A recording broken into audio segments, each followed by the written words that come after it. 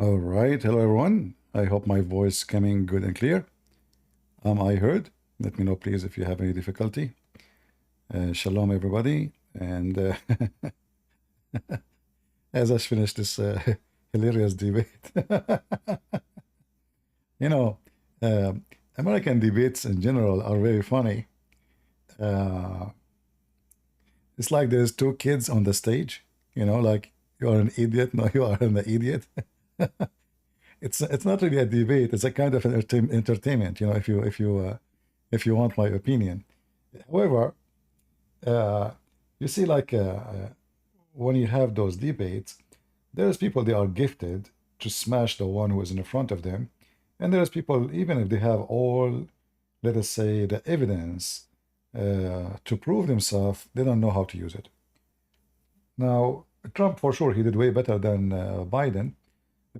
Biden obviously they gave him all the questions long before the debate. Both those CNN, the whole CNN, is Biden's side. We know that. So we know that this is the enemy ground. So he got all the questions. They prepare him for the answers, etc. In one point of so-called debate, Biden almost the light is turned off, like almost he's gone. I was saying like, please fail down. He could just go. Anyway, so there's one thing Trump he did not mention, like when this guy was talking about tax, and he's talking about Trump is giving a tax cut for the rich. Shouldn't Trump say to him, well, before you school people about tax and supporting the poor, go and tell your son to pay his tax. His son, he did not pay $1.5 million as tax. $1.5 million. So if you are a person, I wish Trump he mentioned that. I don't know why especially like he should mention it at the end, because at the end he start talking about tax. He said before you scold people about tax, just go and tell your son to go and pay his tax. That will be a killing point for everybody is listening. So this guy is scolding people about he support the black. What the black? Your son, your family, even your uncle who he been eaten by the zombie, he did not pay his tax. Anyway, those debates are not going to do any different really, because we know that the Democrat will vote for Biden anyway, and Republican will vote for Trump anyway. The only difference it can make is for those who they are, they don't know really what to do. But all of this will not really have impact. I don't believe this will have an impact in the election, because by the election time, maybe Biden, his battery will be off totally. You never know. The guy, he might go like offline. But we have almost 5 months, for the election. And what will count only is the price of food, the price of gas, the electricity bill, the normal things. People in the street, most of them, they don't really care who is in the office. What they care for, that they are poorer or richer.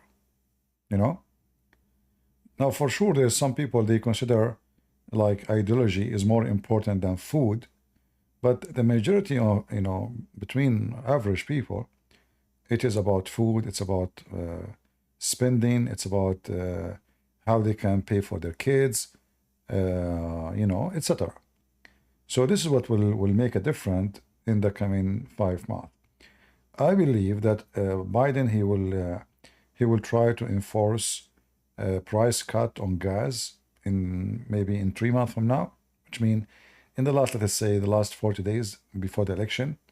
So he can say, look, the price of gas is going down, and this is what they do always during the election. They have meeting with those who support them, and they try to make a difference, in the prices in the time of the election, so people will not notice, at least will feel relieved, so they can believe in a hope is coming, like, okay, see, it's working now, so like, okay, he is fixing it. No, I'm not going to go in Discord. There's no need. We will not debate anybody. We are just making a comment about this this Abdul. Anyway, uh, both sides, I believe Trump, he have some negative stuff about him. Biden have a lot of negative stuff. In fact, I don't believe he is even the president. I believe strongly that the real president of USA right now is Obama. This guy is just a decoy. He is in the front. And this is why they wanted him to be the president, actually. I believe Obama is the one who put in his weight behind him, because if they got someone else, he might be not under the control of Obama. This guy will be always the puppy of Obama. So as long as he is a president, Obama is the president, right?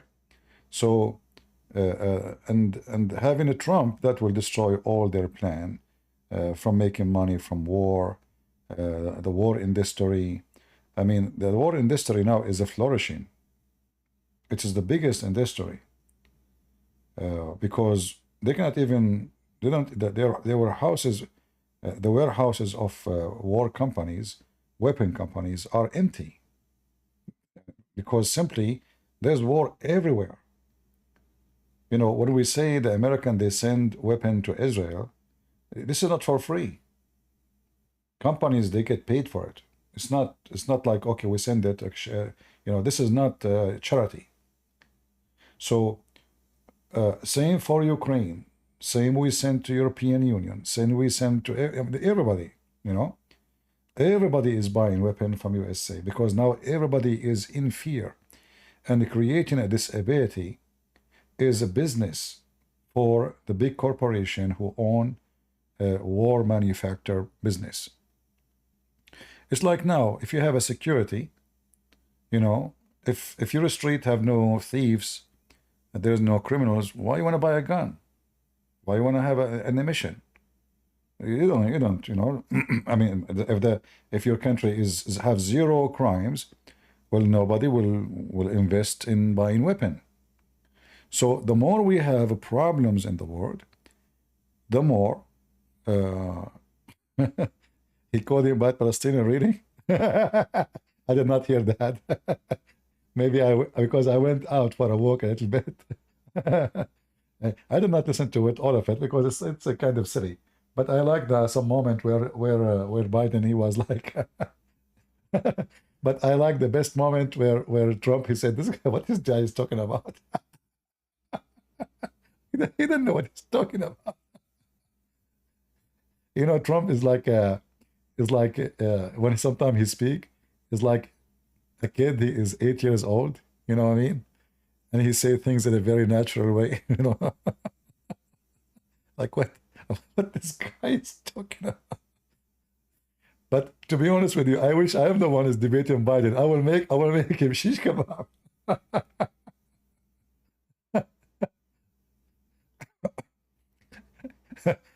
I wish I can take the format of like the same as Shaitan. He took the format of Jibril, and he came satanic verses to Muhammad. So I will be the Shaitan for one day, and I will go and I will give Trump all the satanic verses, and we will smash Biden with it. Oh boy. Yeah.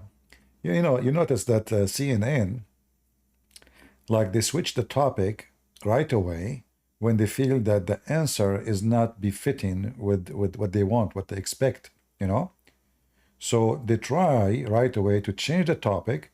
So they give the microphone to Biden to make his final statement, and then right away they switch to different answer, different question. They don't want Trump to give the final answer. This is a tactic. Obviously, they are playing, and anyone can notice it. It's not a secret. But what I like about what Trump he did exactly like me when I debate Muslims. The Muslim, he tried to change the topic, he go back to zero. Well, hold on, let us, what he said. So this is very important, because the whole point, if it's switching to the second question, is to avoid, or not to give a chance to Trump to make a comment about what Biden he just said, regardless if it's true or it is false. So which means they want the last answer to stuck in the head of the audience.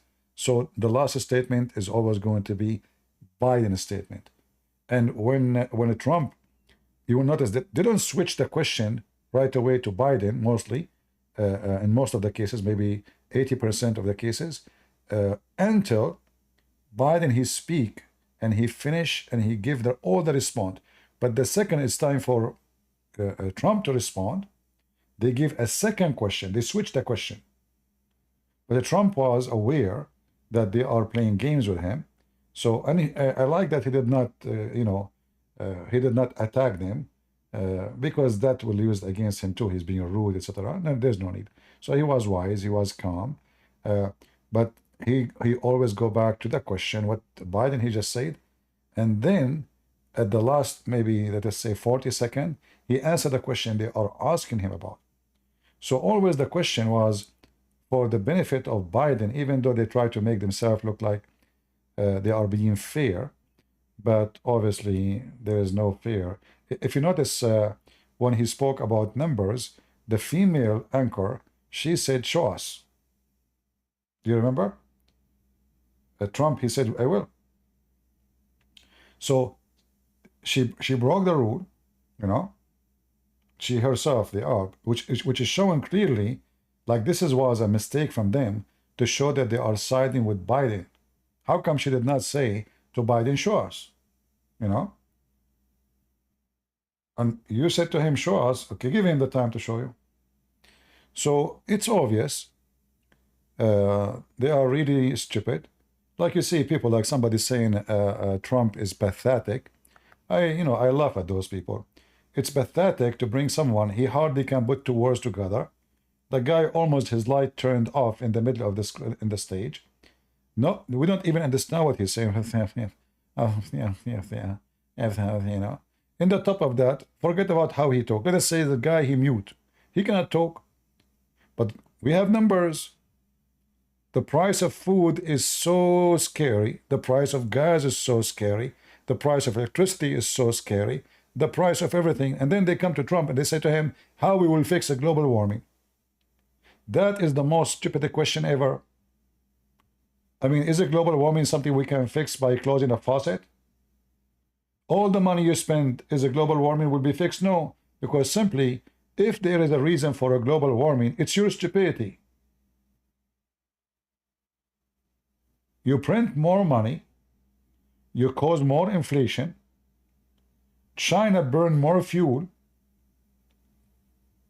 imported to us with no control of a climate control, and we are the only one who will pay for a climate change. So my neighbor, he burn fire every day, the smoke coming from every window, and all the wars are doing the same. But only the American are the one who can fight the global warming. If you want to fight the global warming, the best way to do it is to make and manufacture your own stuff in USA, where you can control a clean fuel, you can control the quality of burning, where you can control, you can monitor, you can check, you can inspect how companies are using their fuel and how much smoke is coming out and how they were able to control it to give the best clean production they can. But buying from India, everything we have, buying from Bangladesh, buying it from China, that would encourage global warming. Make your stuff at home, control your manufacture. The less you buy from abroad, the more you will have a cleaning environment. And if you think you can clean the world, but the whole world don't listen to this, nobody practices it except you. You are just being a stupid fool. There's garbage coming through the ocean all the way from Africa, from Philippines, from China, from the ocean is full of garbage. So if you think you can clean the ocean by only you, you are just a stupid fool. This is something the whole world have to agree upon, but all of us, we knew, no, they don't care. It is only the stupid you think you can fix the world when you cannot even fix your street. Go to Philadelphia before you clean a street, the globe air. Go and fix your street from drugs. They were talking about a drugs issue. All right. Well, why we have drugs? Why we have it? Because you have open borders. Biden, he said he want to buy expensive machine. What machine, you idiot? The whole border is open. What borders? The cartel, they can import millions of, you know, crazy stuff through the open border. Trump, he closed the border. Biden, he opened the border. If we are having millions of people passing by, who knows what inside their bags? And how many of them they go through and nobody noticed them? And not to forget the submarine they are using now. The cartel, they are way more advanced. They have submarine. They have even the submarine they have, it is remotely controlled.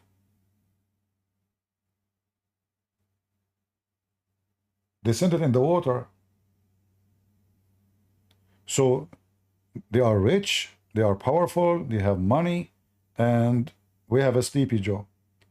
Fighting the drugs start not by just closing borders, is by changing the education and kicking out those hippie teachers from schools who teach kids that it's okay to take drugs. How you want to fight drugs and you are approving drugs in your hometown? Which means you are making the society a society of a druggie and junkie. How you legalize drugs in the same time you say you want to fight the drugs? So we legalize some kind of drugs. We forbid the other one. Certain kind of drugs is okay. Drugs is drugs. Either it's bad or good. So all of this will not benefit either one of them. What will happen is in 5 months from now, we don't know really what will happen regarding war between Israel and Hezbollah in Iran. That will have a big impact on Biden. Biden already, because of his stupid decisions to block weapon to Israel, he thought he will win those, you know, awkward, free Palestine, trashy, you know, students. He thought he can make them happy, but they hate him now because he cannot make them happy. Even if you block Israel from having all the weapon they have, still they will hate you. So now he, you know, he is cursed by the Jews. He is cursed by the one who support him.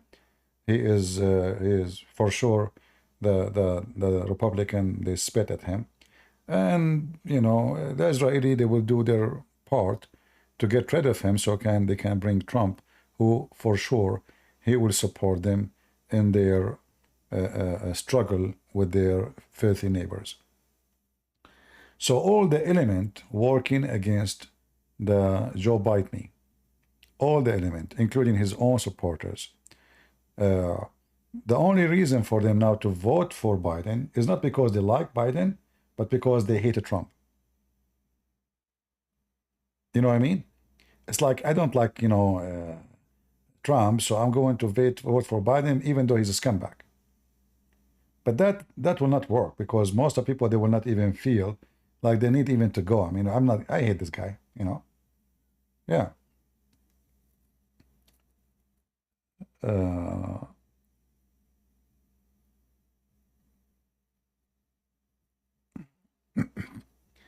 Somebody saying, I'm very disappointed in you, especially as an immigrant yourself, hate B-man or T-man policy, but have migrant out. I mean, you are just a stupid idiot. This country is not against migrant, and the proof is me. This country is against criminals coming through the borders, who every day we hear. I just saw a video of a bunch of migrants from Venezuela They attack a jewelry store, have only females in it. 8 guys, they have guns in their hands. They start beating the women, they rip them apart, and they take all the jewelries. So you are a stupid idiot. You want to bring a migrant? Well, bring the quality one. You are collecting garbage, and you are a garbage like them. Only garbage, they welcome garbage. And those migrants, if they are coming to this country, let us say from every 10, there's only 3 are bad. Only 3. Do you know how many millions bad we have? So in order to avoid that, you idiot, you have to have a smart migration where you study every one case, why he is coming, who is he, what his career, is he a clean person, is he a criminal, maybe he is wanted for rape in his country, maybe he just run from jail, maybe he just get out, so maybe he's a drug dealer. You don't just let people come. I did not get my citizenship overnight. It took me many years. I did not jump from the borders. They check on me, they check everything about me, they study me. It took many years.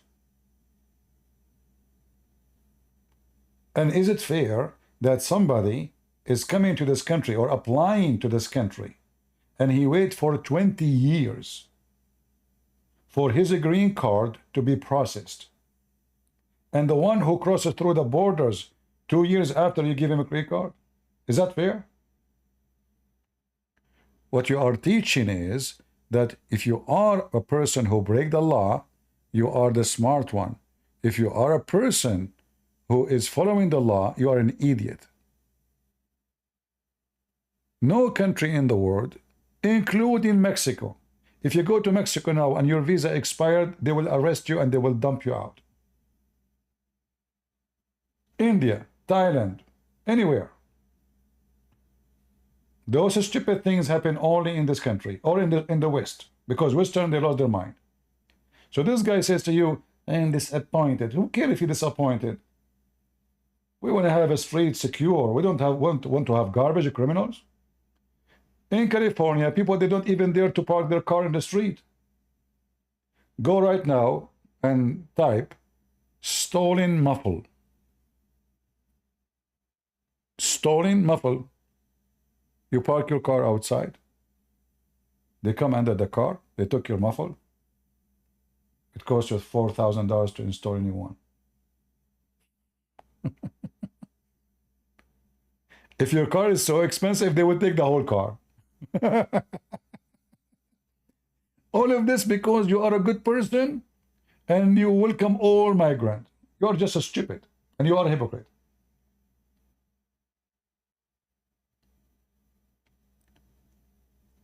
There's no country in the world open their border to everybody. Philippines is a poor country. You are an American. If you pass 1 day of your visa, you are illegal. Police can arrest you and deport you. And you will pay a fine. Any country in the world.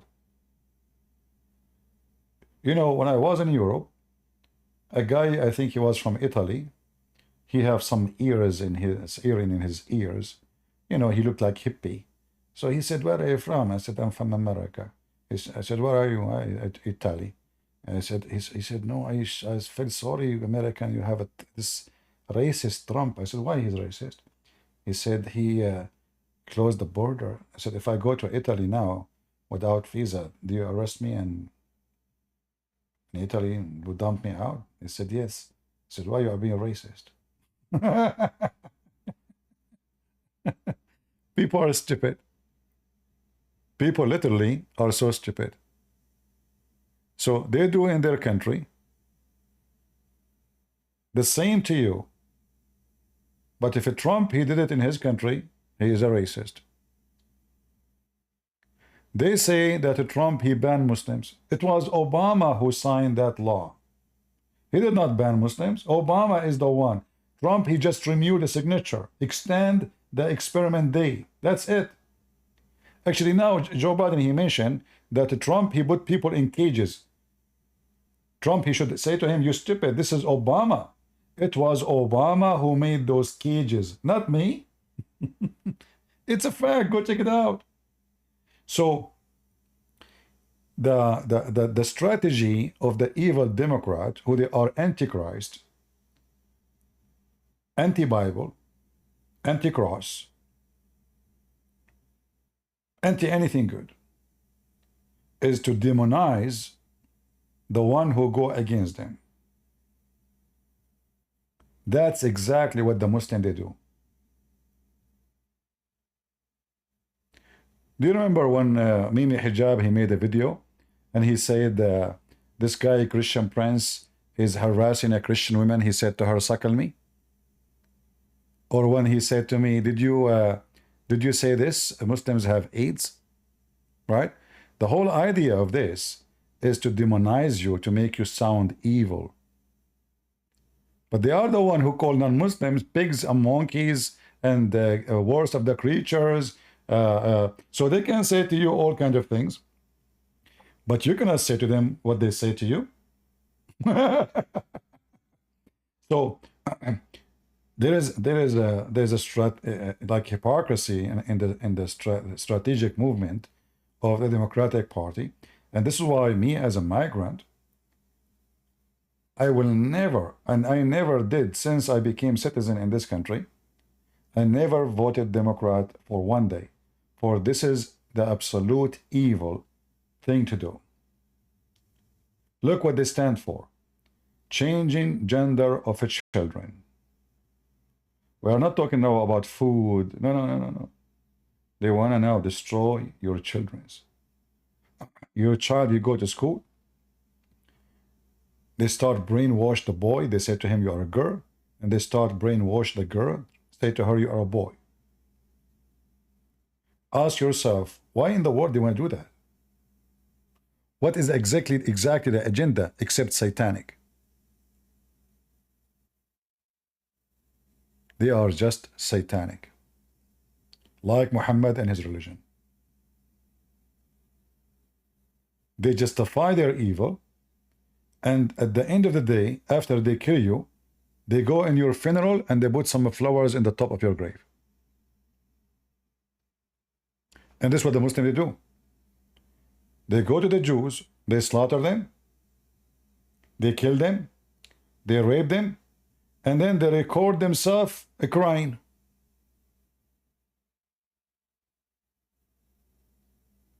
Am I lying?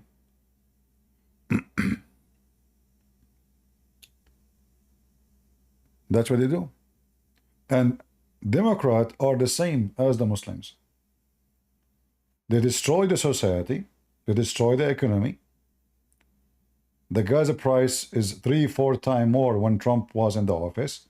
And what we did we make the global warming better? We buy oil from Qatar. So we did nothing. I mean, like, how you fix it? You see how stupid they are? They fool people. They even heard the stock market. They told people, you know, we will support batteries, electric cars. None of those electric cars is functioning. Until now, they are not good. Electric cars companies are going bankruptcy because the batteries are not good yet. Maybe in the future can be good, but for now, it's just a stupid move. The best car in the market is Tesla. I just saw a video yesterday of a guy, he is towing his boat. When he's driving, the battery now is what? Consuming electricity, right? So in the beginning it's fine. Half hour after, 2 hours after, So now, imagine you stop in the middle of the highway and your battery is exhausted. How you can charge it? Are you going to call the tow truck to charge your car? Well, the tow truck, they are using diesel.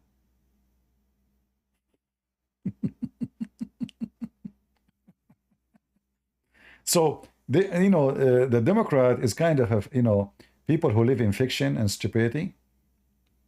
And even if you use electricity, electricity at the end of the day, you have to generate the electricity by one source of the fuels. Either you make solar, which is going to make a global warming too, because when you make those solar, uh, uh, uh, you know, what do you call them, mirrors, uh, you have to burn a lot of energy, and they cannot be made by electricity, normal electricity. So even when you want to make something will produce clean energy, you have to use a dirty energy, at least for now. Especially those stupid Democrats, they start fighting using uranium. Uranium is the most clean energy, actually, because almost you burn nothing. It's way better than gas, way better than oil. But anyway, we have all of this. We have uranium, we have oil, we have gas, we have all kind of things. Can you heat houses by electricity? No, you cannot. You have to use gas. If somebody live in New York, in Chicago, in the Midwest, in Wyoming, on what electricity will do? When my gas heater broke, I have no choice except to turn the electric heater. Useless. You sit next to it, you feel nothing. It's minus 17, it's minus 19, it's minus 21, it's minus 22. We're talking about minus 22. What electricity can heat? So they are kind of people who live in their fictions and their dreams.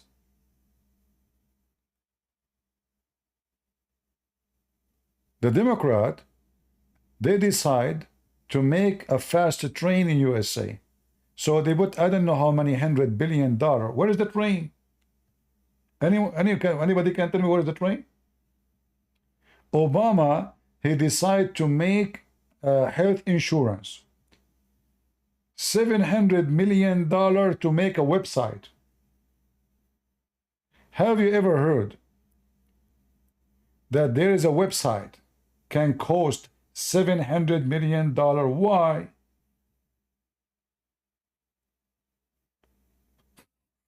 What is this? It is a scam. Somebody took the money. There is no way a website will cost this money. I mean, if you say to me it cost 500,000, okay, $1 million. We are talking about hundreds of millions.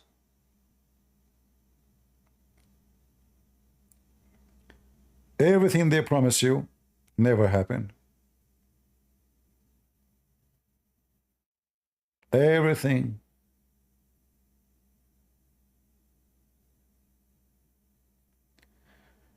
Anyway, and by the way, I'm not against electric vehicle. I support this idea, but if you have to make it work first. So like those who live in, those who bought Tesla cars and they live in Chicago or New York, as soon the temperature go down to the freeze moment, the charger doesn't work. The battery is not charging.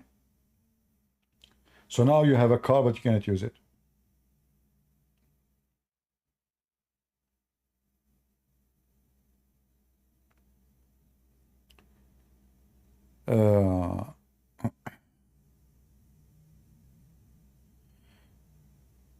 Where you live, the old one, it goes to minus 50?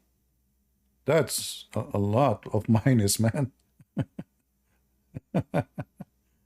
Minus 50, that's really, oh boy.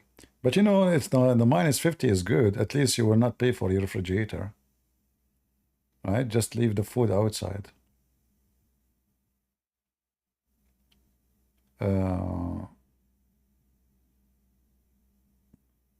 Yeah, the cold effect, you see. So I support technology, and I hope one day we will be able to get rid of all kind of those fuel. But until that day is ready, then you can say we will switch. But for now, what you have, electric cars are way more expensive. Maintenance is very expensive. Their part is not even available. And they are not practical.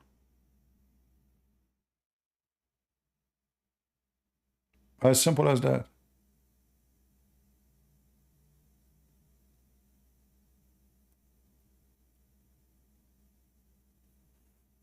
Arab thinking? Well, I don't know. The Arab, sometimes they have better sense than yours. You will not find one Arab country, they open their border to every scumbag from the world to come to them. You see the stupid European? All the Muslims want to go to Europe. Why? Because Muslims will not allow them to come to their country. It is only you who is stupid. When 2 million from Syria, they went to Germany alone. Did you ask, did you ask yourself how many Muslim countries they have to go through before they go to Germany? Why do they stay there? They will not let them stay. Saudi Arabia is empty. Jordan is empty. Qatar is empty. Kuwait is empty. Iraq is empty. No, they want to go to Europe. Because they knew that the only stupid nations is the Western nation. So don't talk about Arab thinking. Those Western, they lost their common sense long time ago.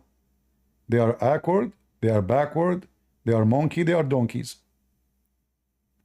And the second you start speaking to them about reality, they call you racist, you say Islamophobic, they said you have a phobia. Well, you can say I have a phobia as much you want, but I am not stupid.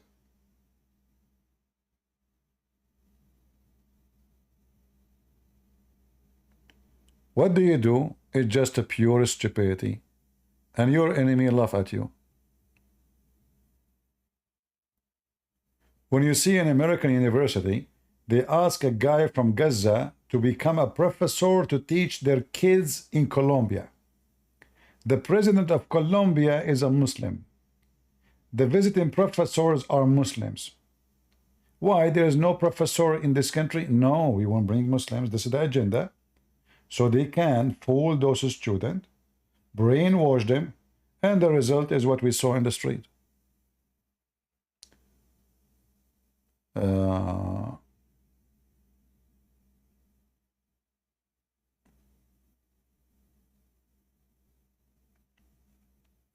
What do you think the reason the whole world declined the Jewish Holocaust? My friend, who care who declined or not? The Jewish should not wait for the world. Is that like a certificate? What that will do? They should come out of this Holocaust box. So you cry, you say they killed us. It doesn't make any difference. They will kill you today too. You remind me of the Armenian. The Armenian, they keep crying about the crimes of the Turkish, but the Turkish keep killing them. And until now in Armenia, there is no army. So you don't wait for the world to cry for you. Nobody will cry for you. The question is, can you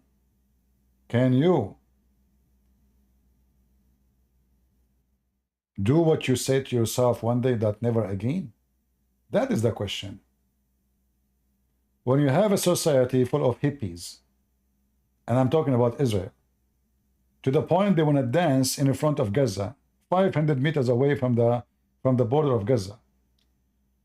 Homosexual, gay, dancing, hippie all night, going to drink, hey, shaking their ass, and then the beast, they come and they took them. There's no security, nothing, just stupid people. So don't blame the people if they decline you or they did not decline you.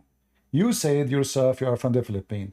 How come in the Philippines they did not, deny the Holocaust?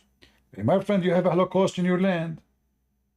Before you worry about Israel, worry about yourself. The Chinese will take all your land soon.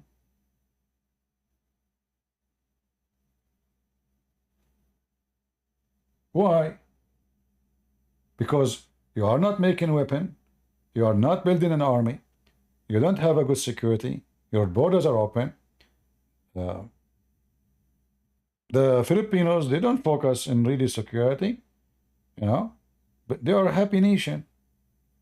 They have money to spend for firework in the Christmas day or New Year, but they don't have money for food. They don't have money for weapon. They don't have money for the economy. They don't have money for housing. They don't have money for bridges. They don't have money for anything, but just say karaoke, everybody have money.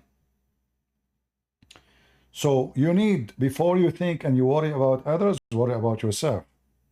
I'm just being honest with you and how I see things, right? The Israeli, nobody is going to protect them except themselves. So if the Israeli believe for a second that there's other nations will defend them, that means they are going to have a new Holocaust very soon. Do you understand what I'm saying? Anyone trust other nations to defend him is just a fool. The only one can protect you is you. You don't protect yourself, nobody protects you.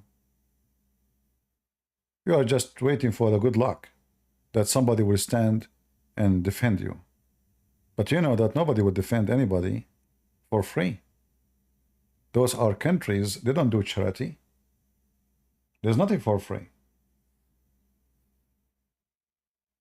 Same time, I've been in the Philippines, and I heard many people, like, you know, I remember once one Marine guy, he killed, he took, you know, supposedly a girl, and he turned to be transgender. So this guy gets so angry, he killed the person, and then suddenly all the Philippines is against America, and they want to kick them out. And here you see that it doesn't matter what you do to a country. The whole nation, by one TV show, can turn against you. So the American, they sent 200,000 and more soldiers to free Philippines. And then one guy, he killed somebody, he's a Filipino. So now the whole American, they must go. And here you notice that there is no appreciation for the blood of the nation, all those people who die to free Philippines from Japan. So now the American themselves, they will ask themselves the same question. If we do today defend China, defend the Philippines against China, are the Filipino going to appreciate? I say no. One TV show will make every Filipino spit at the American. So why the American will defend you? Give them a reason.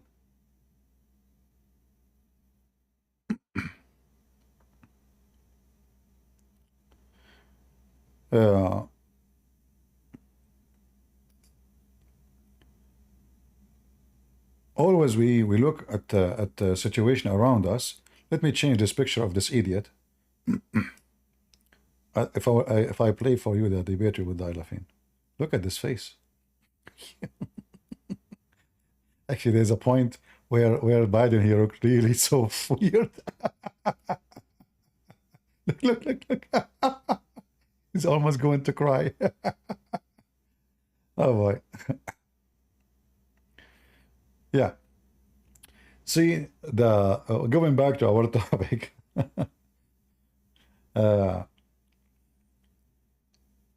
When people, they trust other nations to protect them, they are just a bunch of fools. Same time, you need to fix your country. All those countries around the world, they have no security, including Europe. Why Europe is acting like a puppy for America? Because they don't have army. They know they are nothing, even though they have nukes. They are terrified if America left them alone. And those are European countries. France, Germany, UK. The UK don't even have army. Hezbollah is more. They have more army members than UK. If a civil war happened right now in UK, who is going to protect the street? They don't even have 100,000, not even 80,000. There's no army. So those countries, they have a very bad lack of security. They open their borders for migrant. The countries inside is being eaten alive.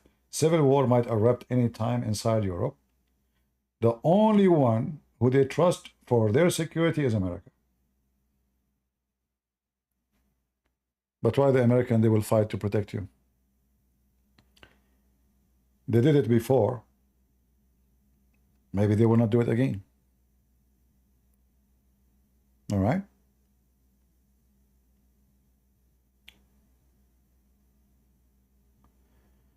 Armenia, they have to deal with Azerbaijan. Well, the Armenian, leadership are a bunch of idiots. They trusted Russia to protect them, and Putin, he sold them. You see, when Azerbaijan, they attack Armenia, one phone call from Putin, Azerbaijan will stop immediately. But Putin, he needs Turkey. And all of us, we knew that the attack on Armenia was behind the Turkey. Putin, he sold them. He needs Turkey, at least for now. So the stupid Armenian government, I mean, look at this president. After all what happened, he did not even resign. If he had little dignity, he would resign a long time ago. Many countries in Europe are just a bunch of stupid. I will give you an example. Greece. Imagine, not this prime minister, I think the one before him, maybe before, I don't like, maybe 5 years ago, he decided to buy drones from Turkey. I mean, can you see the stupidity, how far it can go? How you are a Greek, and now you want to support your military, and what do? You buy drones from Turkey, you idiot? Are you stupid or what? So you buy drone from Turkey so you can fight Turkey? Are you sure? I mean, even the Abdul did not come to this idea. So instead of making their own drones, I mean, this is a Greek that used to be one of the top countries in the world. Philosophers, scientists, they are the top in everything. Let us buy a drone from Turkey. What's happened to you? You lost your mind? They are busy making baklava, drinking coffee in the morning in the balcony, eating calamera.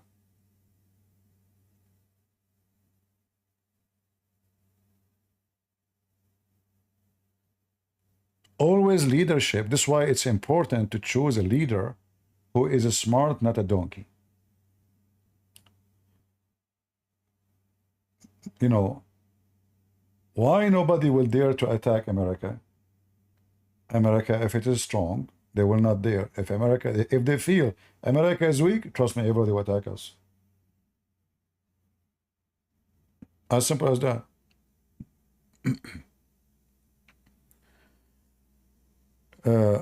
Trump, he said something very important. During the time he was in the office, even though I did not like some of his policy, like when Iran hit, as Biden, he said, this is true. Iran hit back after he killed Soleimani. They hit back, they injured 20 soldiers. Trump, he did not respond at all. He did not. However, I can say he is being wise. He don't want to escalate. He killed the guy and he done what he done. Those countries, they erupt with their violence when Biden took the office. But not because America is strong or weak now, no. But because they knew that the one in the office is Obama.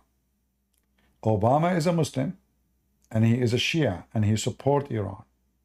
So now Iran, they knew that America really will never do any harm to them, no matter what they do.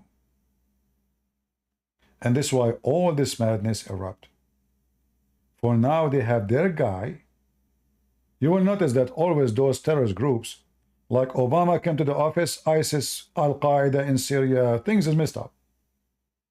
War in Libya, war in Egypt, war in Yemen, war in Syria.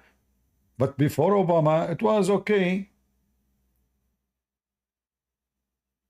But Obama wanted that to happen because he wanted Iran to control all that territory.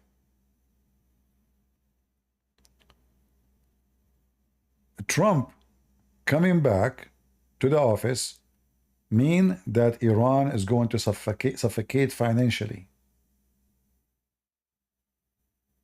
Mean that Al-Houthi, they will have no source for money.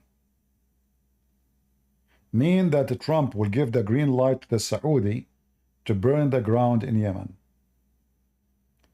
The first thing Biden he did when he took the office, he put sanctions on Saudi Arabia because they were killing the terrorists of Al-Houthi. In fact, there's one of you, he sent me a video, supposedly he is like, he's being smart, so he sent me a video. He is showing me, I don't know if he's listening, he is showing me how children are dying in Yemen. We should not allow that the Saudi do that. People are stupid. They don't know what those people don't care for their kids. They are the ones killing their kids. If they care for their kids, why they have money for weapon but they don't have money for food? And do you really believe in those videos? Every single citizen in Yemen, he have a brand new Toyota, which I dream to buy. So they make videos of a bunch of kids, God knows they are coming from where. They are so skinny, they are so, and they say, look what's happening in Yemen. And then the whole world, oh, the same what they do in Gaza. They put some, some chicken blood here, chicken blood there, and they make a hole, and they have a movie, and they say, look, there's a kid, he been slaughtered. They get his head. We know better than those things.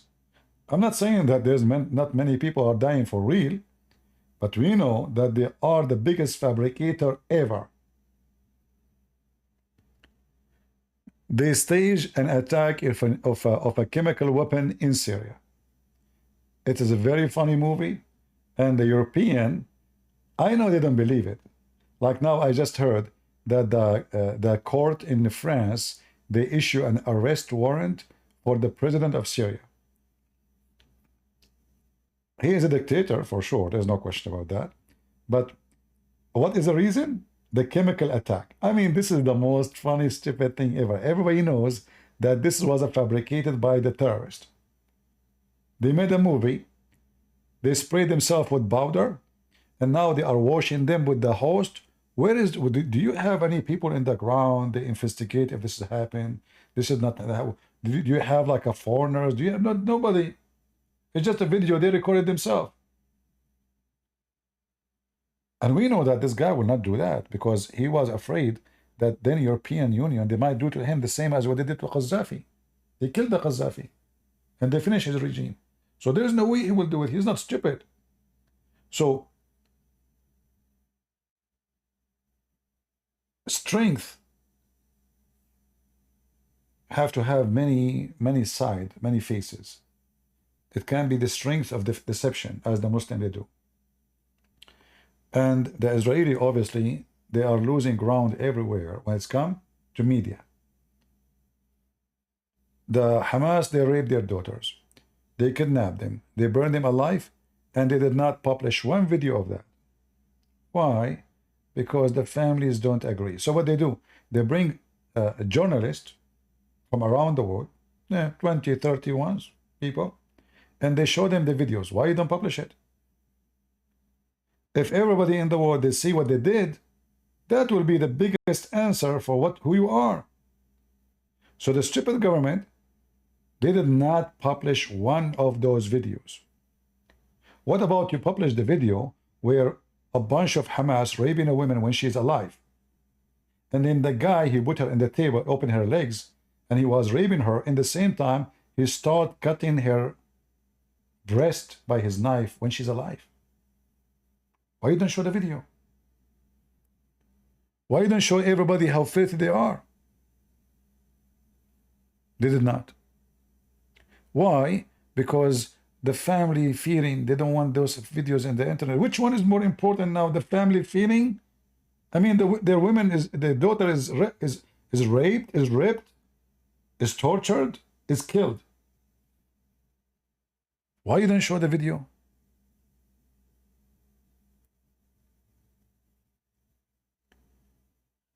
So when we speak about a strong nation have to have a strong media.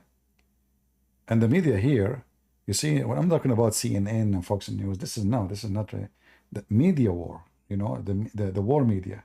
And those are a special department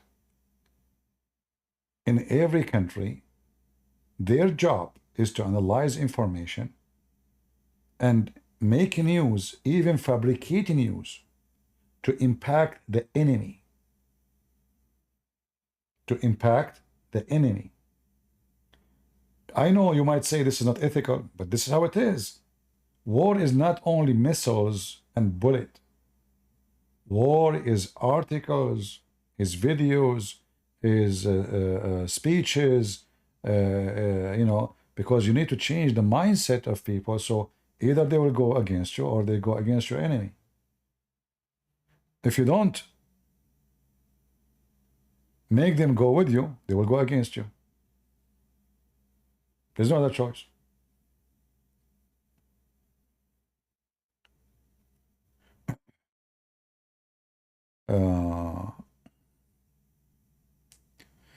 And then, you know, the power of the army and the technology and how to secure your technology so the enemy will not steal it. There's many things, you know. America, obviously, is still the most powerful country in the world. And, you know, they have a lot of advantage in everything. And I think they are advancing fast in many things, which sometime you think about it, it's really scary. So if anyone want to go at war with America, no matter what you see in TV, Joe Biden is weak, Trump, blah, blah, blah, America is the most scary country ever you want to play with. Because if those people lose their mind, the whole world is dead. They have technology beyond your imagination. In fact, I believe maybe in 20, 30 years maximum, they will not recruit army. All those things you see in the movie about the robot fighters are already implanted in the army. Soon they will not even need to make missiles. They are going to use different kind of missiles, like laser missiles, light missiles, all kinds of fiction stuff. Right now they are, you know, a massive size of the army is focusing of remote control war. There's no need for men, there's no need for women, there's no need for anybody. Their airplane, they can fly for hundreds of hours without fuel. Most of countries around the world, when they have a drone, they can go for 2 hours, 3 hours, 10 hours, but you cannot go fly forever. So the Americans still, they are the most advanced in every field, in every way. And this is the only way for them to be the strongest and the more, let us say, feared. And that will bring them a lot of, let us say, even money, you know, money and position and power and people they sign deal with them, people they invite them. And the other nations, they are way behind. Like, you know, when those Hezbollah, they are threatening Israel, I laugh. I really laugh. Because we know that Israel can finish Hezbollah and Iran together in less than 1 hour. We know that. Which means there's no way any of those neighbors, sorry. Would you answer? Any of those neighbors will be able to to win a war against Israel. If those people, they feel that they are losing ground, let us say their enemy is overwhelming with traditional weapon, like rockets and yeah, or even drones, they will nuke you. And their nukes is not just normal nukes. They have the nukes can make the whole country a dust.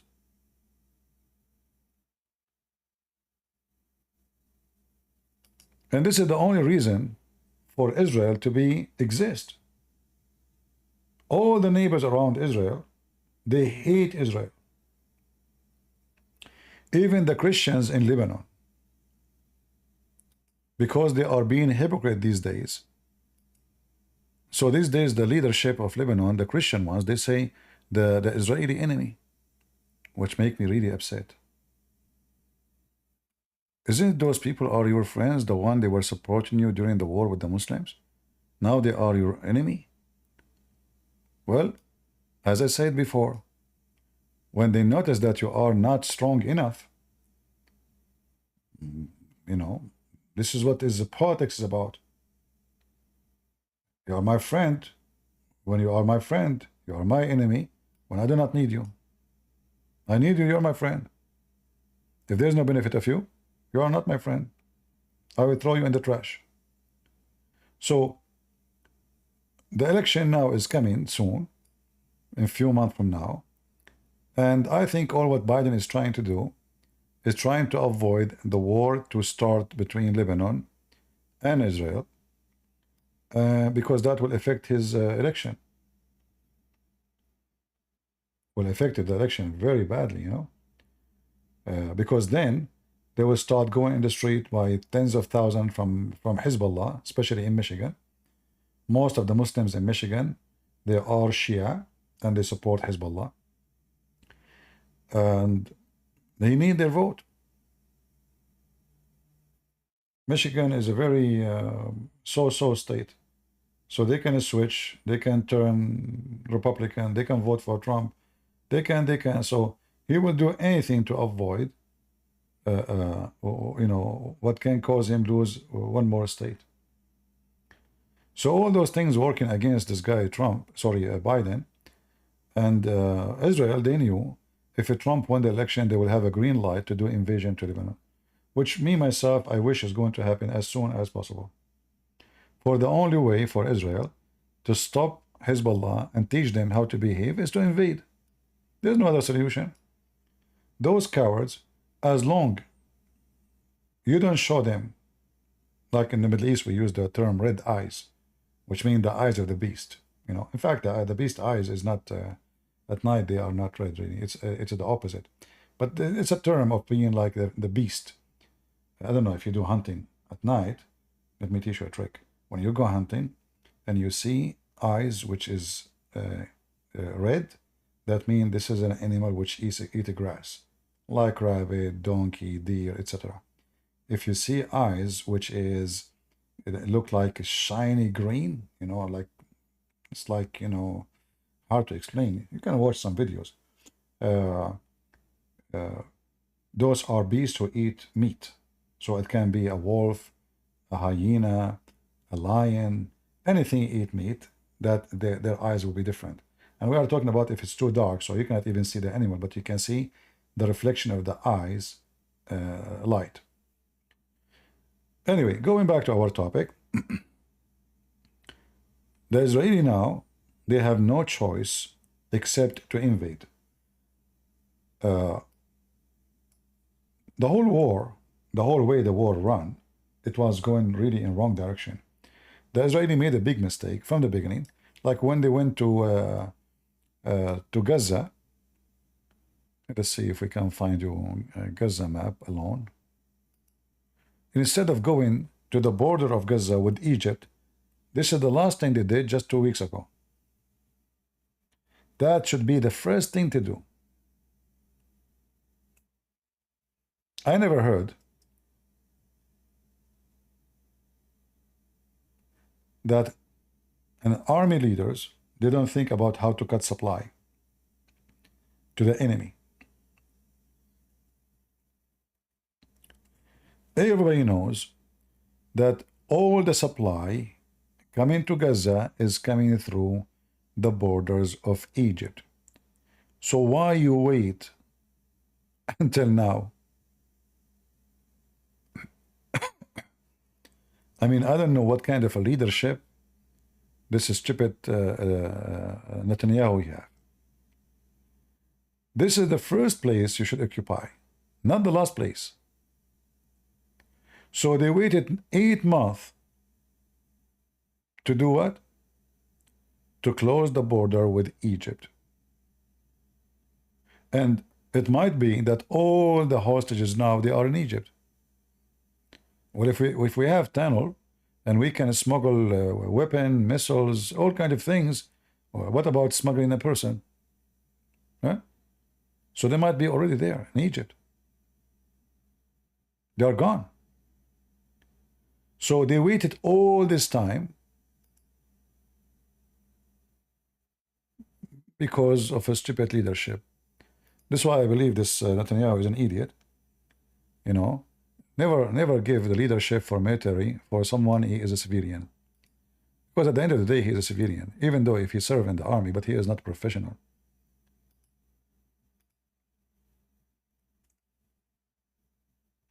So look what they did here.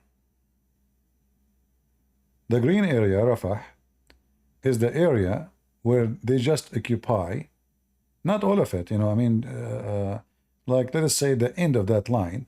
I don't know now where they are, but they are supposedly trying to occupy all of Rafah, and Netanyahu saying he will finish in a few days from now.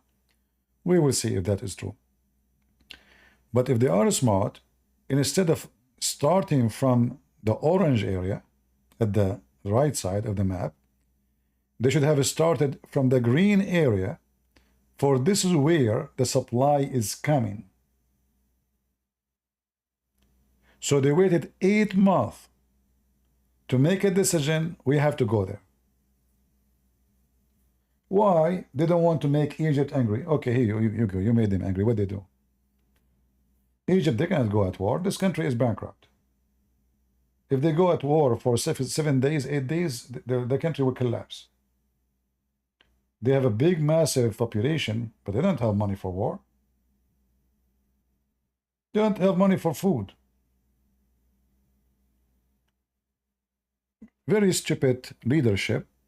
And again, this is why when you go for election, choosing the right leader in the office is extremely important, because a stupid leader can cause you losing security. A strong army is not enough if you have a stupid leader. The whole country now, everybody is doing, like the Iranian, they are shooting at us, Houthi are shooting at us because this guy is doing nothing. He keeps saying we will not respond, we will not respond, we will not do anything, we will not do anything. Okay, so now they get the message, this guy will not do nothing. And now because they knew it's an election, oh, he will not do anything anyway. It's election time. So let us do what we need to do.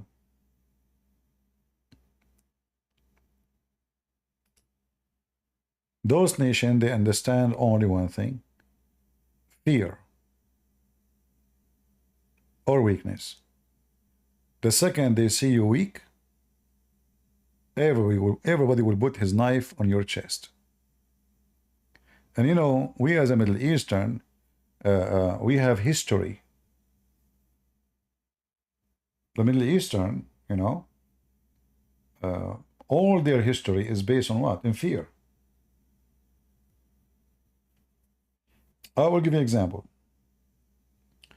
When Al-Qaddafi was in the office, if we go to Libya, who dared to open his mouth? Where is the rebels? Where is everybody? Nobody there. There's nobody opposing. There's nobody upset. There's nobody there to open his mouth. The guy, even he claimed to be Allah. He made a book. He called it the Green Book. It's better than the Quran. Who dared to open his mouth? Nobody.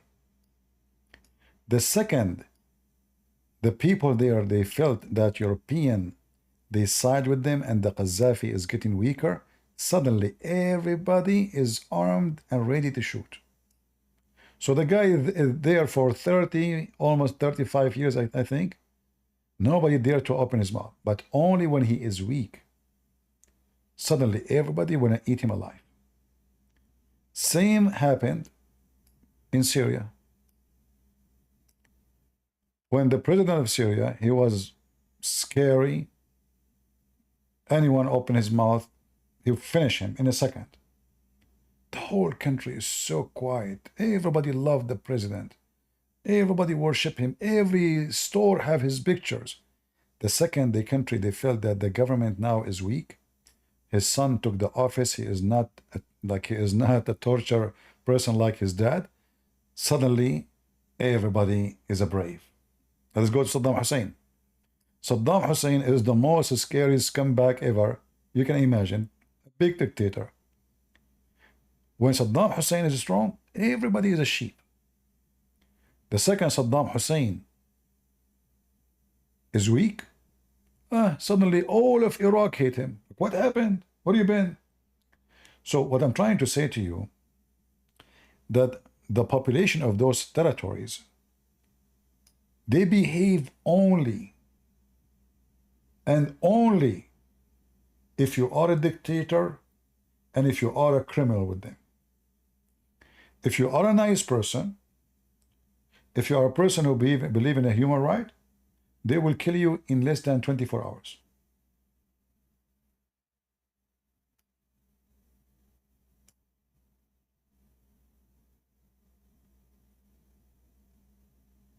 Just give them little freedom.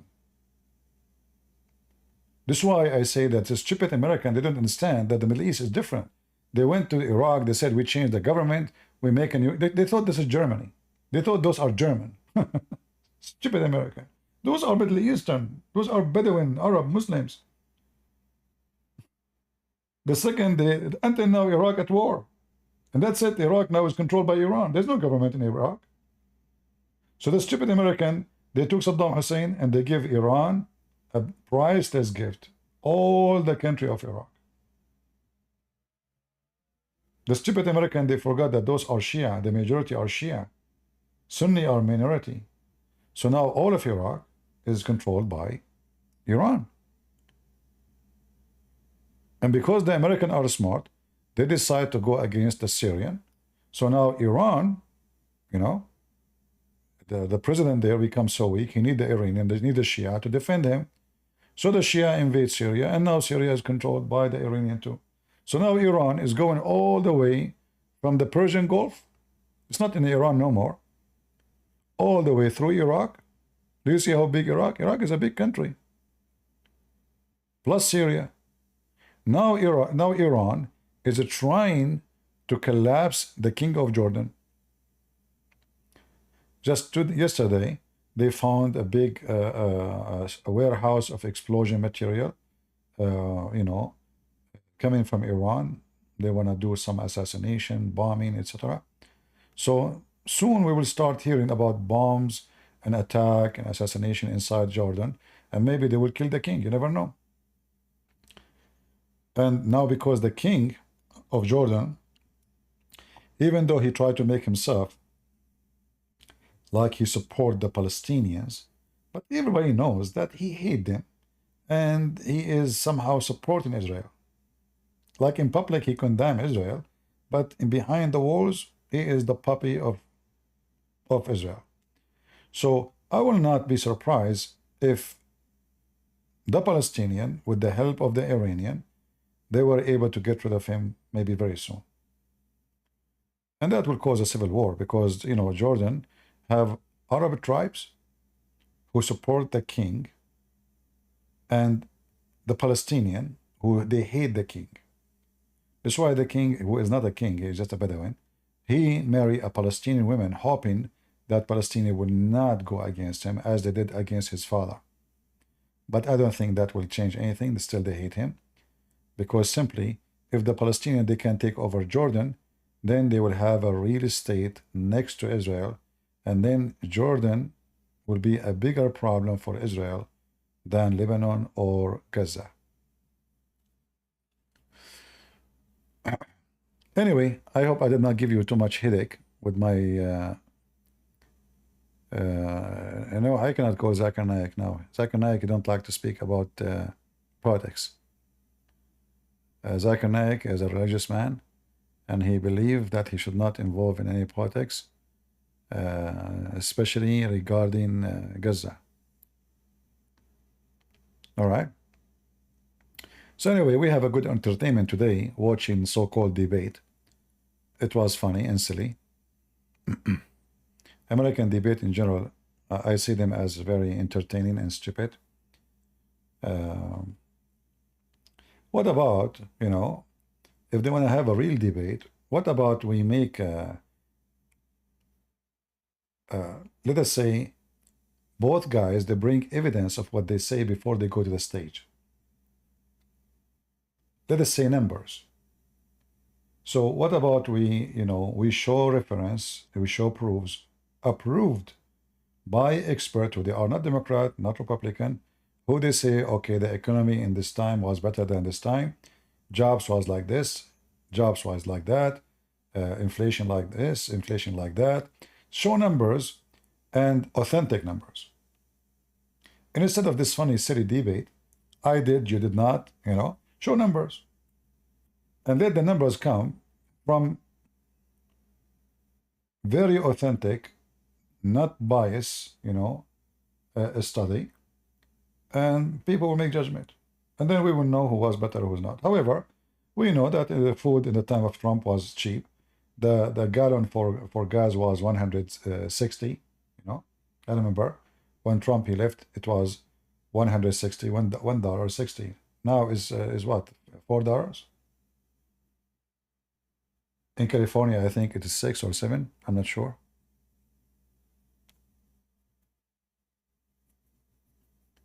So instead of all those things, you said, I said, he said, who cares about what he said and what you said? Let us see for real what he did and what you did.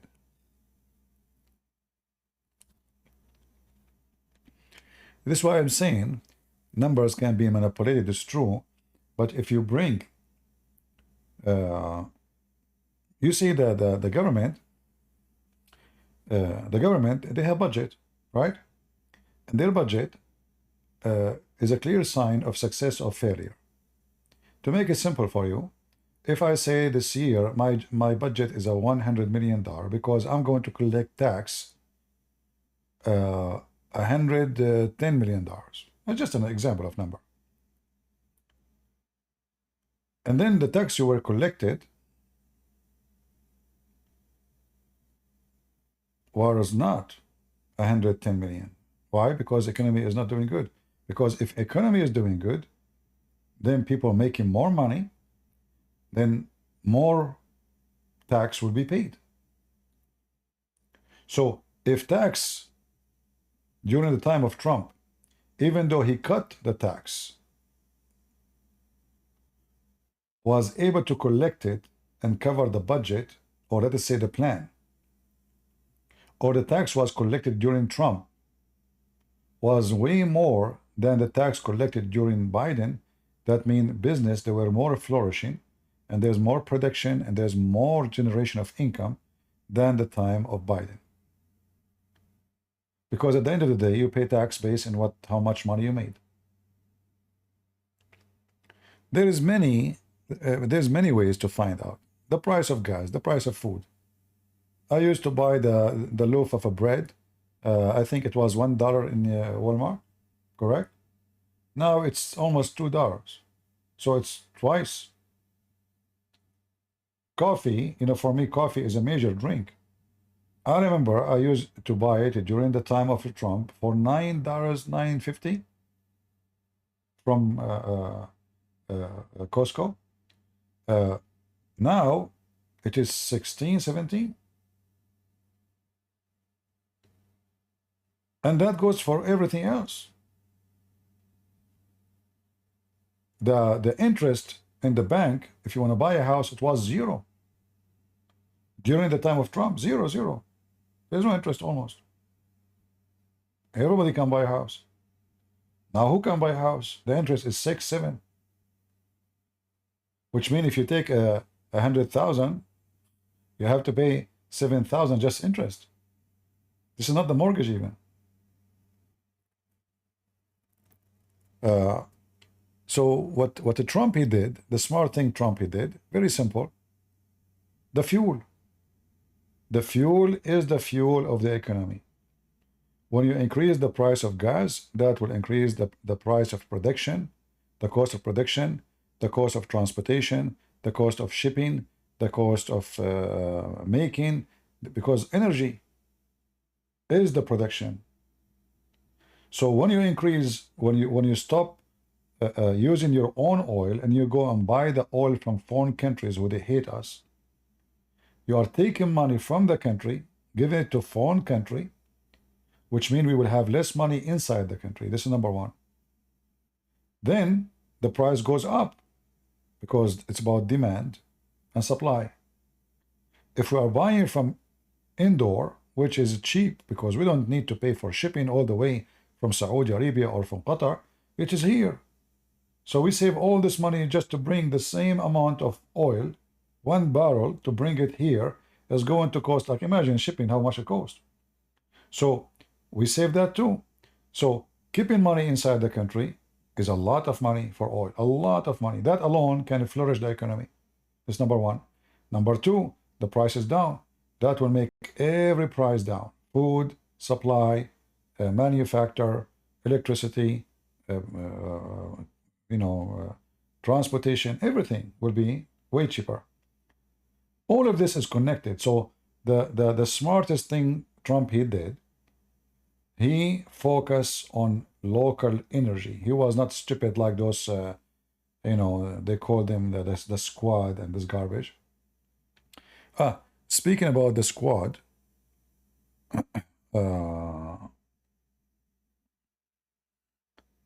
if Benjamin made third temple, is it true?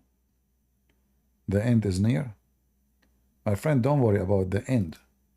Just the only end I see, if your mother-in-law, she came home and her daughter is not happy. Don't worry about the end. God knows when it's going to be. The Lord, he says, nobody will know. Right? Don't worry about the end. Don't go with the, he said, she said. This is the job of God, not my job, not your job. All right?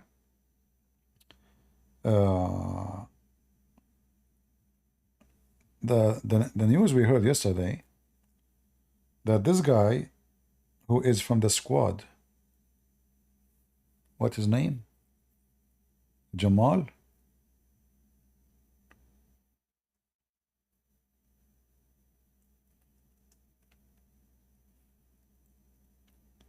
Yesterday, he lost the election. I saw his video. He was dancing on the stage with this mentally ill Cortez. Lord have mercy. Did you see her jumping on the stage?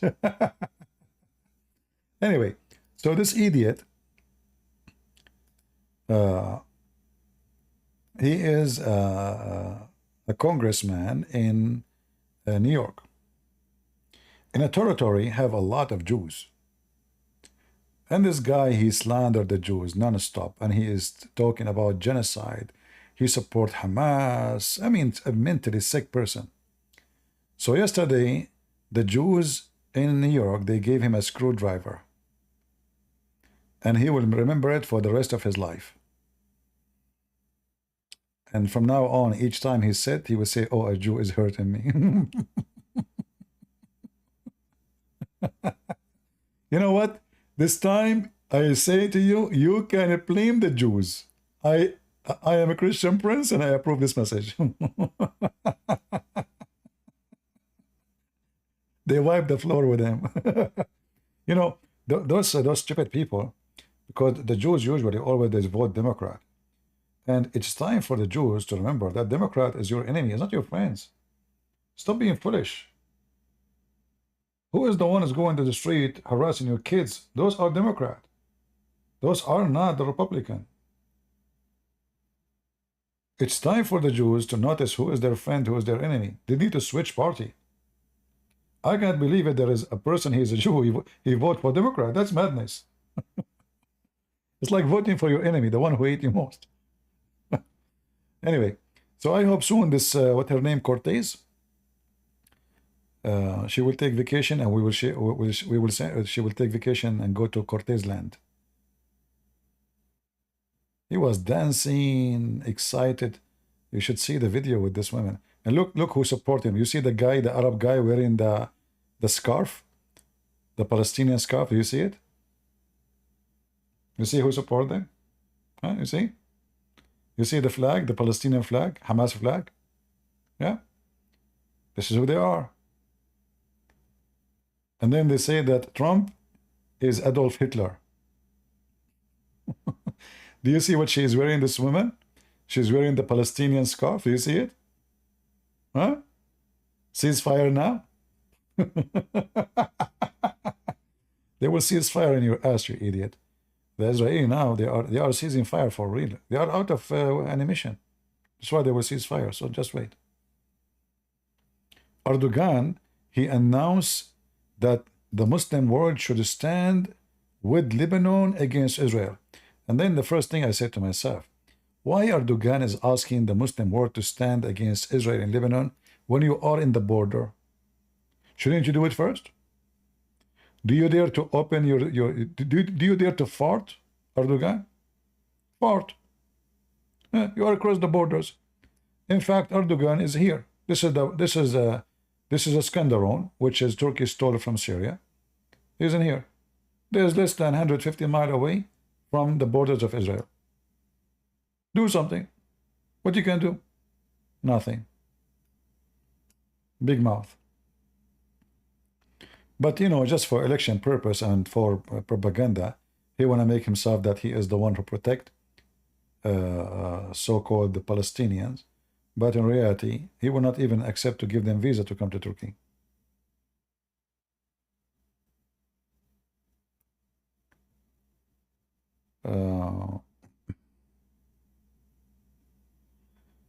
All right, if you are a Hamas supporter, don't forget to give us dislike. I appreciate it.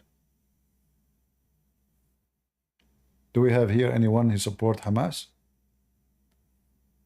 I will give you 30 seconds to give a dislike. Otherwise, I will send you free shipping and hand it into Allah.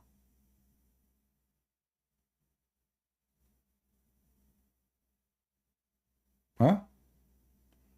It's a shameful behavior that you support Hamas and you don't give a dislike. Shame on you. I heard that if a video get a lot of dislike or like, get more view, either way. So let us encourage the crowd to give us dislike. Any Abdul?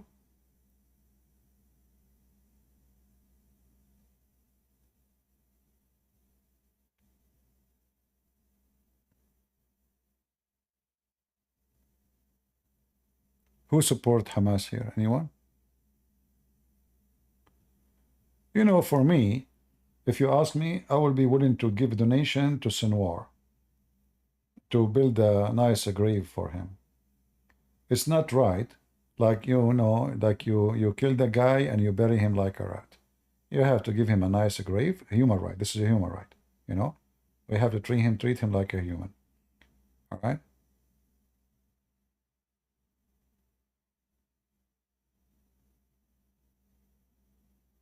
Let us not use bad language, please. What do you think about Jordan Patterson and his lecture on Bible? My friend, I will never take my belief from Jordan. I believe Jordan, I mean, you can have your idea about him, but I believe this guy is not stable.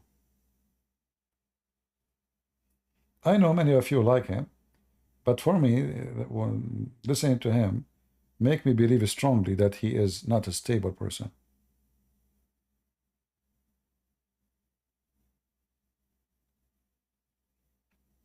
Maybe I'm wrong, but this is what I see.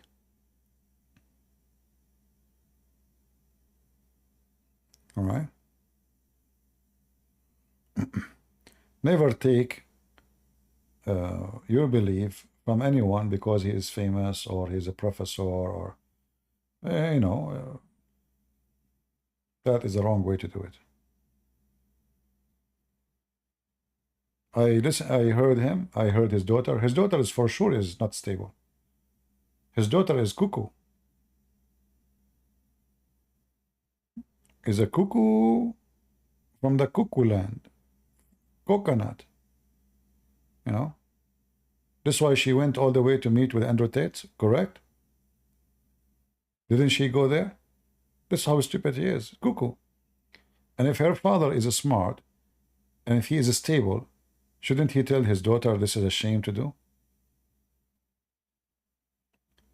You see, this is how you know if a family are stable or not. They are not. They have mental issues. And sometimes you can be very smart. But because you are very smart, you can be cuckoo.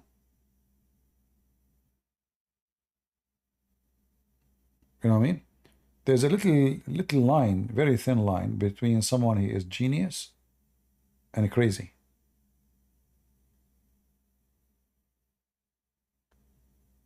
And most of those people who they are really, really smart, they are in the stage of being mad and crazy, not smart no more, you know?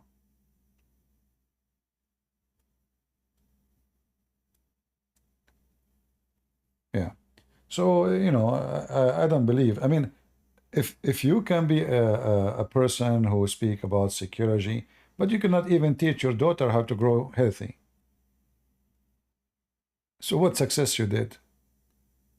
You spend your lifetime, you know, on the stage teaching people, but you did not teach your daughter. You know what I mean?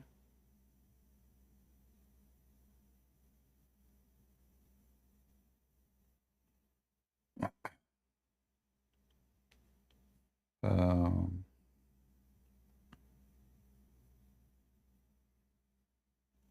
if a person cannot be succeed or successful to his family first, well, he have no success anywhere in the world.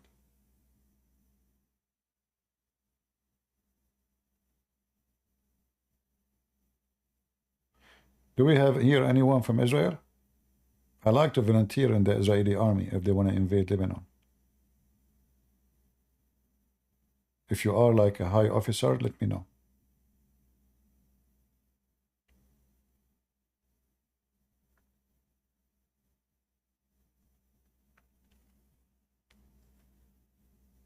I can I can be very helpful to tell you where Hezbollah they are hiding because I know all their tricks.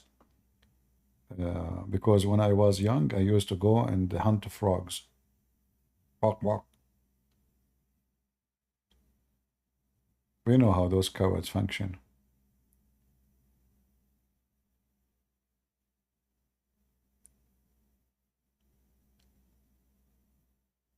That is disgusting show, but I cannot expect anything from you. Ah, so Adish, he is disgusting from you. So do we switch to breastfeeding for adult, Adish? What do you think about your prophet show when he did breastfeeding for adult? And his wife, she commanded her sisters and her niece to do breastfeeding. Was it good? Me, myself, I like it, to be honest with you. The only regret I have, I was not alive at that time to practice it. However, if you can make it happen, you can invite me. So me and your wife, we can be so close. And you can watch. I mean, literally close. Breastfeeding for adult men. And you are talking about disgusting? For adult. By the way, I'm not adult yet. So don't worry, don't get jealous. You know, just I will sit in her lap. She can sit in my lap if you want. I don't know which one is more comfortable for you. You know? A Muslim talking about disgusting. Abdul,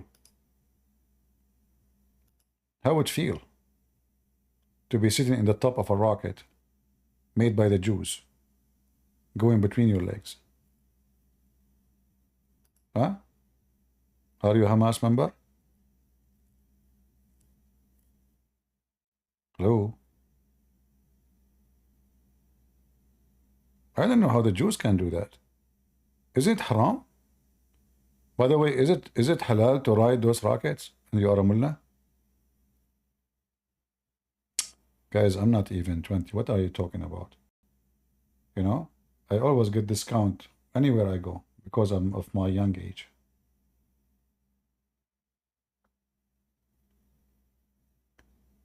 Once I went to a store. I think I bought a t-shirt. I forgot really. That was a long time ago. Not that long. Anyway, I don't know what happened to this girl. She started giving me money. So I took the money in my hand and I went out and I looked what this is. She gave me, I don't know, she gave me like 5 times more than I paid. So I went back and I went to her, excuse me, you counted the money wrong. She said, sir, no, I counted carefully and you left the store. Okay, but she don't, I don't accept these. You left the counter, the second you leave the counter, she will not let me talk. She was acting like ultimate fart, you know? Like I said, just, sir, I told you, the second you leave the store, we have policy, huh? You left the store, we don't accept any complaint. You should count the money before you leave. I said, but I told you, sorry, I don't listen, I'm not listening. She turned her back. I said, but you gave me more.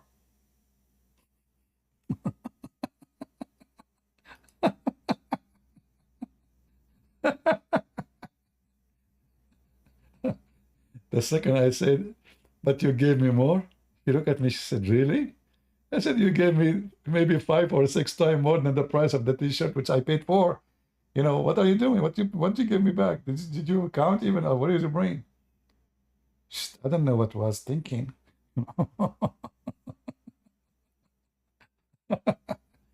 Anyway, if you are Abdul and you are disgusted, I know, I feel for you. Okay? All what you need to do, you pray to Allah and everything will be fine. All right. Did we have a good time, guys?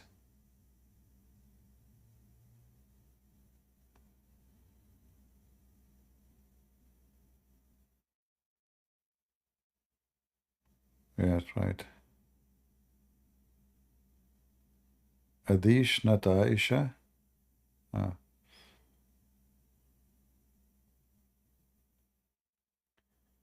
You're still waiting for the 72 version? How Muslim will have versions if Muhammad will be the first one to enter heaven? I mean, according to Muhammad, he will have the power of 4,000 men. So what do you think Muhammad will do? By the time you arrive there, Muslims, he is the first to enter. All the virgins will be losing their virginity. I mean, the guy have the power of 4,000 men. 4,000. By the way, Muhammad is not exaggerating. Those numbers are accurate. According to scientific study, if you eat 7 ajwa a day, you will have the power of 4,000 men a day, but yet you cannot have babies. صباح الخير يا رامي كيف حالك يا رجل. Guys, should I start a channel in Arabic? In Arabic, I'm going to be way more disaster because then I will have all my horses used. In English, I'm limited because my English is weak. You know, it's not really. Sometimes I don't even know how to know some words. I can't even read them correctly. It's a fact, right? But if I go in Arabic, I mean, that would be a disaster. Anyone watch my debate with this guy, the head of the Shia in USA? Anyone watch it?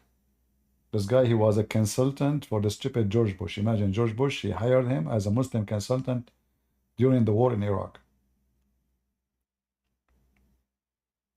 The guy, he lost his mind.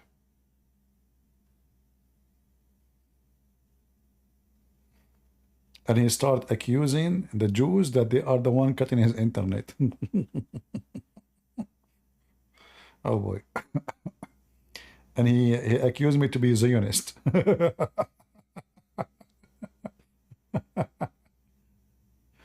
Yeah, my English is daif, I know.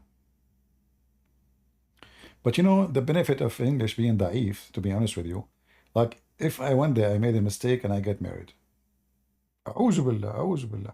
So let us say I get married. Your wife, she can say to you 100 things. After she say all those things, you say, sorry, I understand my, English. You know, when I was in the army, the drill sergeant, he commanded us to jump in the mud. I don't want to jump in this mud. I mean, but it was filthy mud. There's oil in it. There's all kind. It's like the Bi'r Bida'a where Muhammad, he jumped to do it wudu. So everybody is in the ground except me standing. He get close to me and, wearing those hat, and he screamed at me. He said, go down in the ground. And I, with cold blood, I said to him, no English. He said, what? No English? And he starts screaming, can you believe it? What kind of army we have today? They are enlisting people don't speak English. God, what I would do? Go down in the ground. Go down. He point with his finger. So supposedly I would understand now. I mean, everybody in the ground. There's no way. Even if you are a donkey, you understand that you should go in the ground. And I said to him, no English, no English. He said, get out here. So he told me to get out away. At night, I was sitting on the bed, those rooms for the army, like there's 40, 50 people inside. And a bunch of them, like maybe 12, I don't know how many, are listening to me, and I was telling them about Islam. And then suddenly the whole room froze. And everybody is looking behind me. Uh-oh. It was the drill sergeant. So he came to me and he held me from my shirt. He said, no English, huh? Come with me.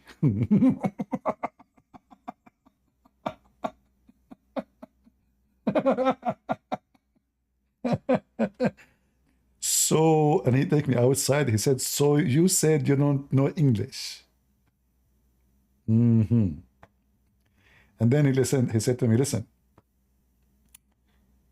I heard what you were saying. And because I like what you were saying, I will not punish you.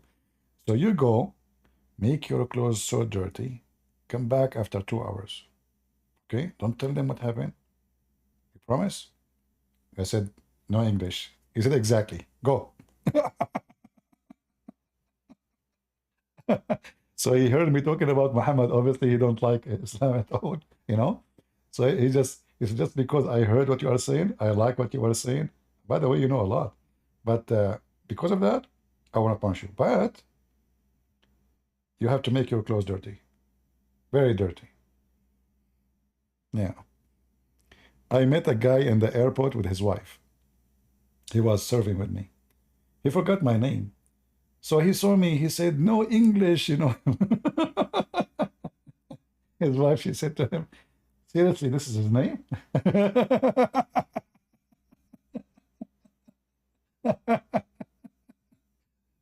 He forgot my name. So he said, hey, English, how you doing,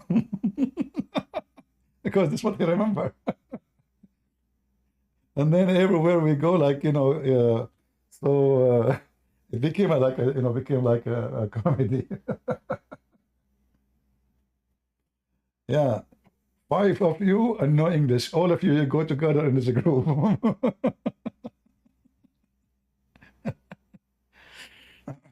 And the funny is, the first one, he stand next to me in the line. His name is Muhammad. He was short, and he is, I think, from Chicago. He's just next to me, right away. So what's his? You have their name in the uniform. So I said, so your name is Muhammad? He said, yeah. So I start talking to him. Took me 48 hours, I think. He went to the major office, and he asked them he want to change his name. He asked him how I can change my name. They said, why you want to change your name? He said, I don't like it no more. I want to change it. So they gave him a form. He changed his name, he left Islam. He told me that his mother, she married a Muslim, and she converted, and she made him believe Islam is good. But after 48 hours, he decided to change his name. And then, so I called him Muhammad. He said, don't call me Muhammad no more. I said, what I will call you? This is your name for now. So he gave me a name to call him, but he said, don't call me Muhammad. Yeah. All right.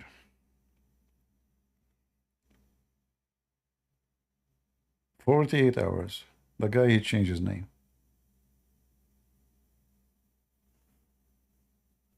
He was actually a very nice guy. You know, he even,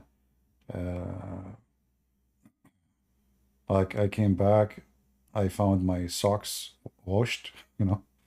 I say, hey, what are you doing? "Well, I will wash it myself." He said, no, no, no, no. I will not forget what you did to me. You wake me up. I was stupid, you know. I said, okay, you are smart now, so just stay smart. I will wash my socks. Don't worry about it. All right, all right. God is good. So is Jesus. I mean to that. So it was a funny debate today. We laugh at it. Let me see what the news today with between Israel and Hezbollah. If there's any hunt,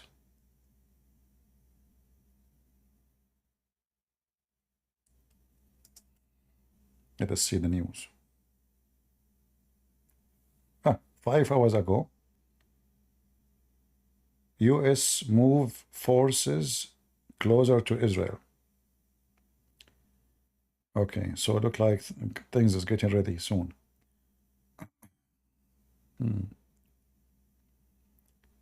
Turkey Erdogan warns Israel against Lebanon.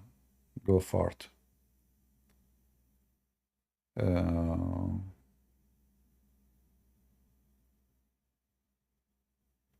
8 hours ago, USA reads to evacuate American from Lebanon. Very good, very good. Al Jazeera TV saying Israel will send Lebanon back to the Stone Age. Abdul. You know, these areas where the Shia are, they are already in the Stone Age. What are you talking about? You cannot send them. As Ultimate Fort, he says, Ultimate Fort, he said to him that the Quran says Allah will make the Muslims, the one who don't believe in him, black. He said, can you black? The one is black again? Yeah, no, he can't because he was speaking to the white people, you idiot. He's a racist. So the U.S. evacuate American from Lebanon to evacuate. All right, that's good. Sound good. Israeli strike reportedly creating 5 kilometer zone, dead zone. That's very good. Yeah, when you see the strike start getting crazy, that means the invasion is very, very, very soon.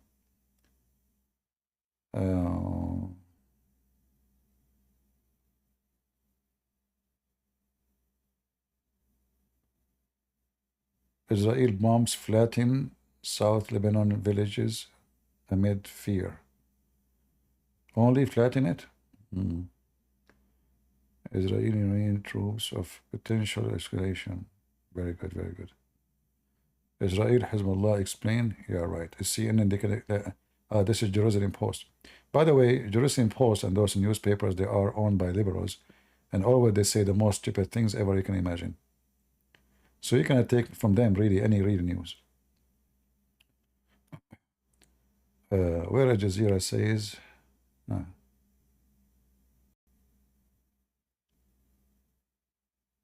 yeah. All right. We hope soon we will hear good news.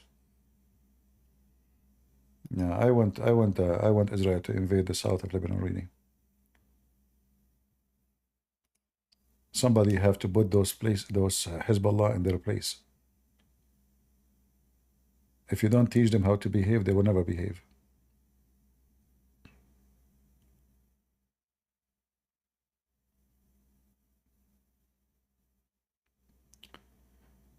What's CPCPA?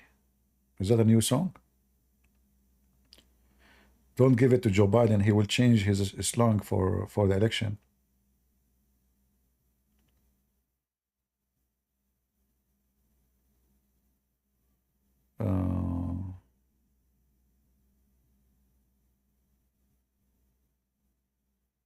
Yeah, I like to join the ADF, but they will not trust me because I'm an Arab.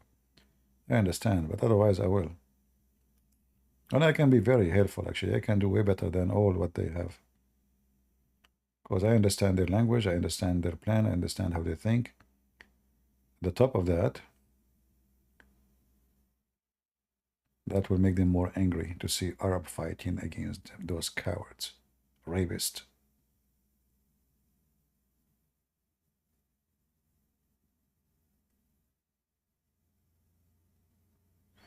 I never went to a shelter. I went through war many times, and I never really went to a shelter. Never.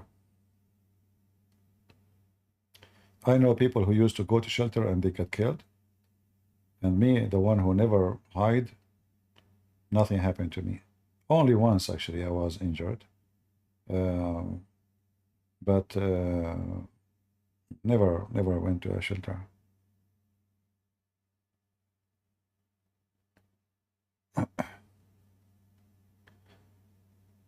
You are always welcome here. Here where? Are you from Israel, Moses?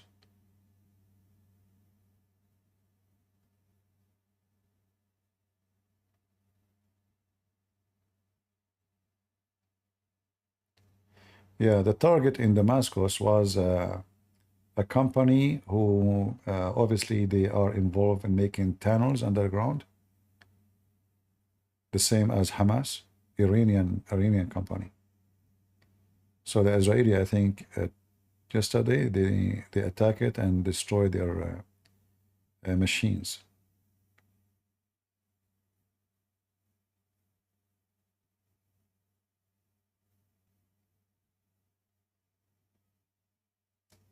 Pluto is thinking about when I was born.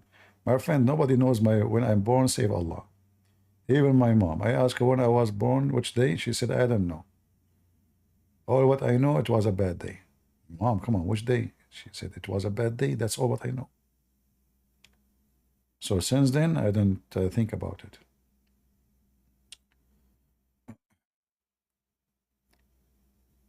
Yeah, Sahih Christian is guessing. That's good. We are in the guessing mood. Yeah, so, I hope soon the war will start because you see, sometimes you have to burn the dry grass for your safety. You know what I mean? Leaving long, dry grass around your house is a very stupid mistake. And Israel, they have to burn the weeds around their houses.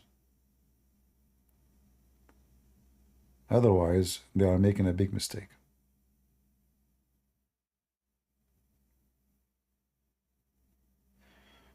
What do you think about Kurdish people? Well, Kurdish these days are different from Kurdish in the old days. We as a Christians, we have bad history with the Kurdish. As an example, Salah ad-Din was a Kurdish. He killed a lot of Christians. But we don't judge the Kurdish today by the crimes of the Kurdish in the past.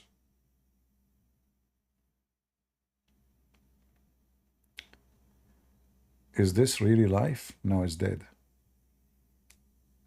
If you want me to prove to you that this is not life, this is dead, look at this. Look at Joe Biden. He froze.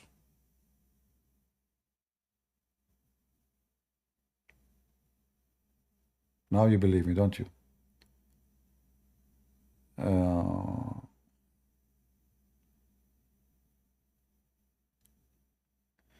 Why people they ask me questions about where are you from? Are you Chaldean? I am. My friend, those are not important. You need to focus in what I stand for. What if I am an African? What if I am from Indonesia? What if I am? Is that going to make a difference for you? What are those questions about? You should always focus in what a person he stands for. Either you agree with him, you support him for what he say, or etc., or against him. Where he's from doesn't make any difference.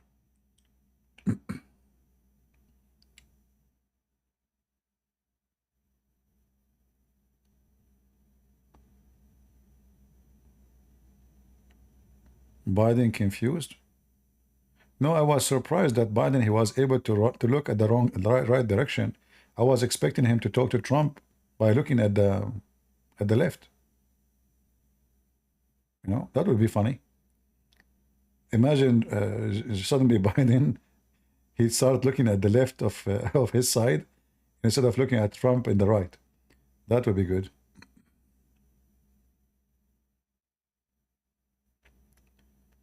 All right.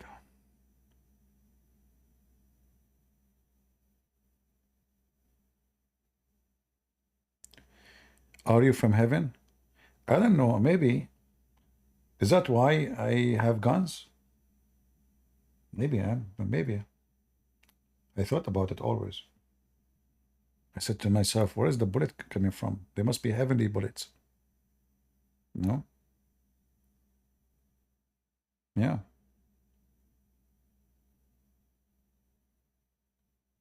All right.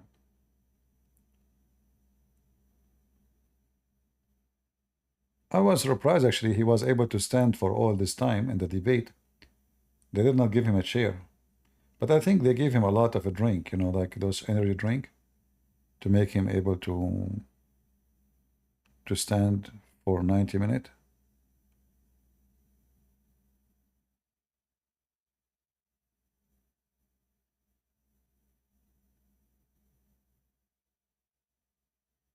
Maybe. Well, those debate are not debate. Those are kind of entertainment. You said, he said, you know. At the end of the day, you know, people will look at numbers. By the time of the election, if things is getting worse, like more worse, well, Biden is screwed. However, as long Democrat, they control every department of government, including election, I'm not sure if Biden will lose. If they were able to steal the election when Biden was not a president, do you think they will lose the election when Biden is the president? You know what I mean? So I think even if a Trump, like he have a chance of 100% to win, still it is most likely that Biden will have 110% to win.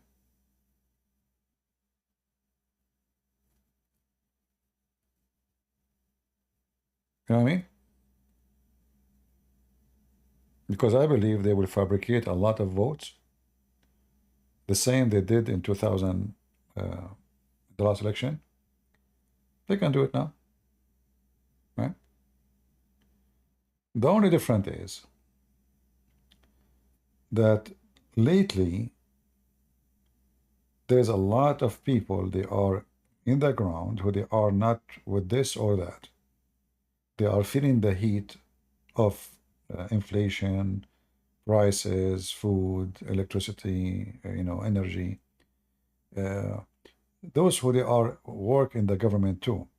So those, if they are decide not to support Biden and not to allow cheating, they can be a big obstacle for Biden administration to make a win. Otherwise, he can do the same as he did last time in the election, and they cast, you know, they can cast a couple of millions of votes in Georgia, and you know, yeah, you never know. But we will see. You know what?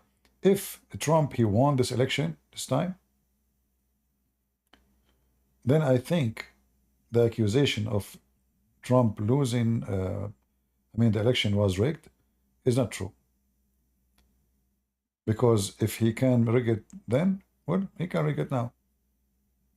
Now he is the president, you know, he can do it more.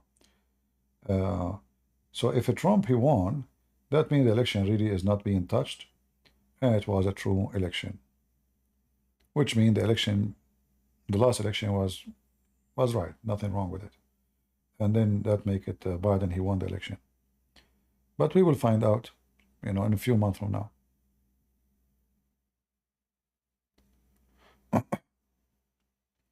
You know, last election we have for like, you know, everybody was expecting that the Congress will be the Democrat, they will lose massively, but it was not really, nothing much happened. I mean, the Republican, they control the Congress, but just a small number, I think one or two something like that. I don't know, 5, I'm sure. Yeah, nothing much happened.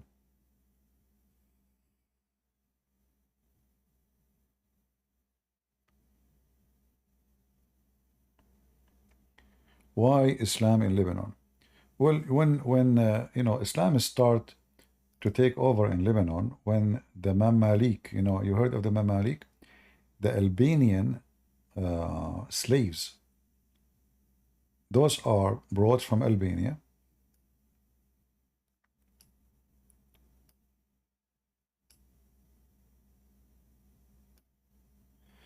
and they were taken all the way to Egypt. And then the Egyptian, they used them for a long time as a gang, mafia. They are professional criminal. By time, those people, they took over Egypt, so they became the rulers. The caliphate, they sleep with their women, and then the kid who will become the son of the caliphate. So by time, the kid, he is a son, the uncle is an Albanian. So the Albanian, they take over. And then the Albanian, they start doing massacres for the Christians all over this area. And even they went all the way to the heart of Lebanon in the mountains. If you remember, I posted a video about Lebanon in Patreon. I think it was maybe 10 days ago. So those Albanian, they went all the way even to the top of the mountains, and they killed tens of thousands of Christian Lebanese. And they give massive land to the Muslims. So they start importing Muslims to that land, so they will take over. That's why you see cities like Saida, Sur, those cities here, it's mentioned in the Bible too. They've been hijacked by Muslims. So they were able to take by the sword, Otherwise, until 1860, even Syria, the majority of the population was Christians. But in 1860, the Ottoman, they launched a massive genocide against the Christians in Lebanon and Syria, in Iraq, in Armenia, etc. And the result of that is millions of Christians being slaughtered. And that caused a lot of Christians to migrate from those countries and go to, most of them, they went to South America.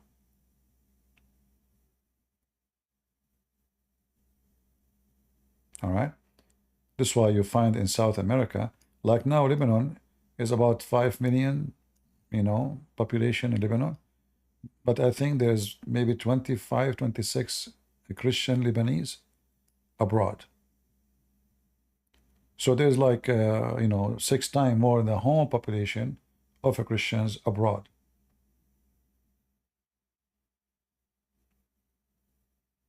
Yeah. So the history between the Christians in the Middle East and the Muslims is very bloody.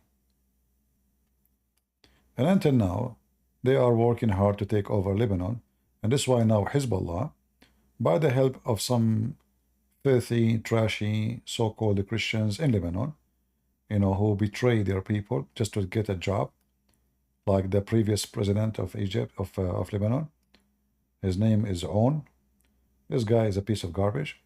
So he supported Hezbollah, so Hezbollah will make him a president. You have to have certain vote in the parliament to get the president to be agreed upon. So he got the support of some stupid Christians in Lebanon, and he got support of Hezbollah, so they made him president. But he was a decoy, and Hezbollah used him to take over Lebanon. And after being president for, I think, 8 years, Lebanon today is Lebanon today. Bankrupt, banking system collapsed, no electricity, nothing function. The only function area actually in Lebanon is the Christian areas.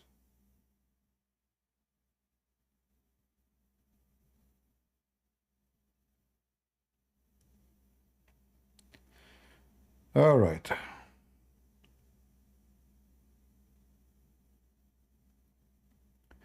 Yeah, and wherever Islam goes, terror happen. I mean, name for me one country is not struggling with this garbage cult. Just name one. from Myanmar to Indonesia to Thailand. Anytime you hear bombing somewhere, it's Muslims. When the last time you heard a Jew doing suicide bombing, or an Indian, Hindu, or a Buddhist, or a Christian, or even atheist? Wherever they go, the land is burned.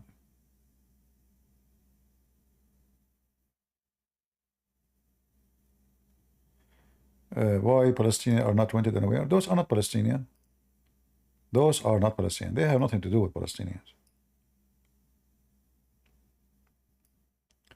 There's no Palestinian since long, long time ago, thousands of years ago. Those are Arab, Bedouin. They come to this land during the occupation of the Arab, when the Caliphate occupied this land. Before that, there's nobody there speak Arabic. If you ask anyone in those in Gaza, are you an Arab? He will say yes. But Arab are not Palestinians.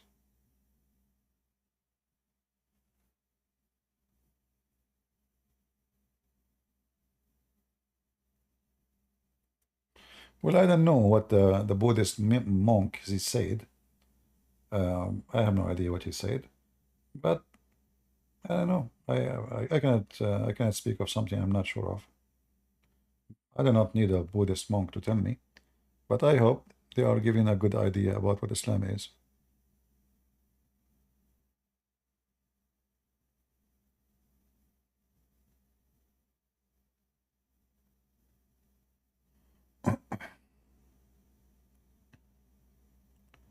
Yeah, everybody is a Palestinian suddenly. Even Jesus, they made him Palestinian. Those come back.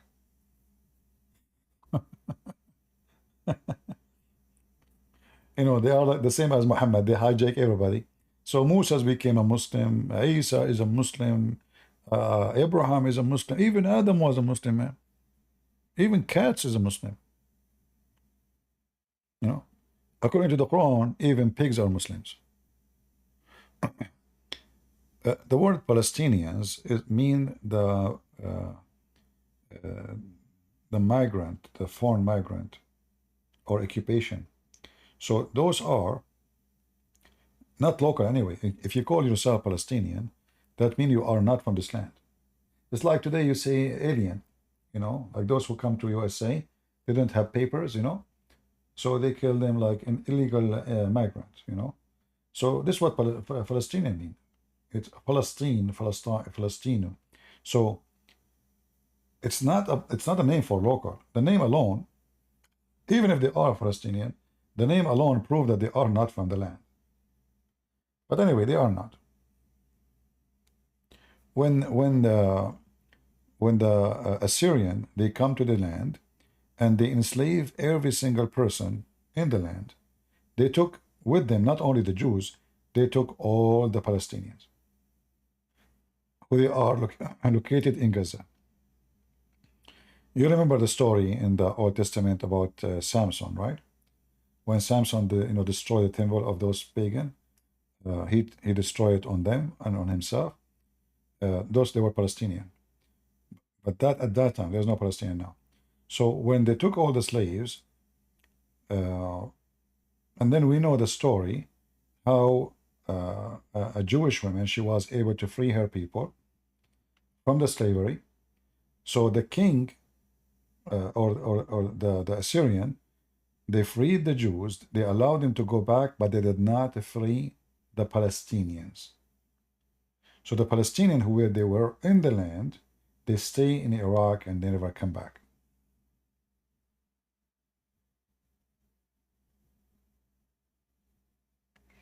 All right.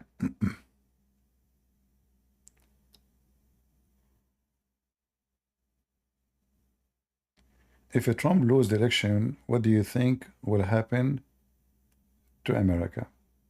Well, what will happen next? Maybe Joe Biden, after a few months, he will take vacation to Allah. Then we will have a funny president. She will keep laughing, taking drugs. Her name is Kamala Harris.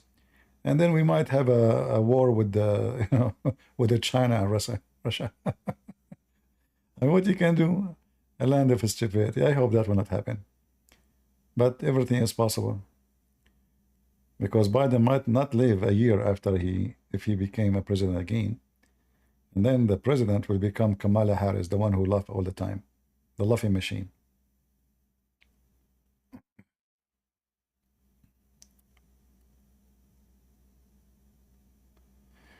They gave the Nobel Prize for Arafat.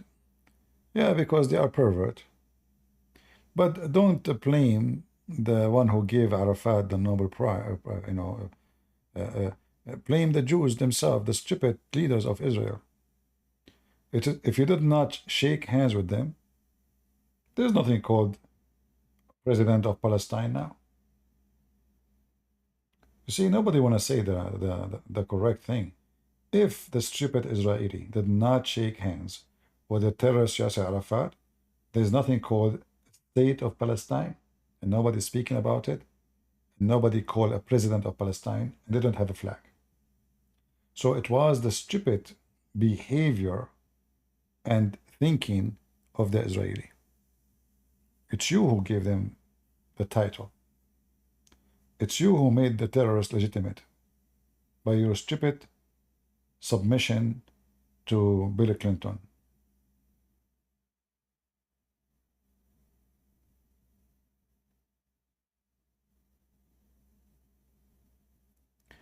%90 of the bad things happening now to Israel is happening because of stupid leadership of Israel, including the growth of Hezbollah, the growth of Hamas, the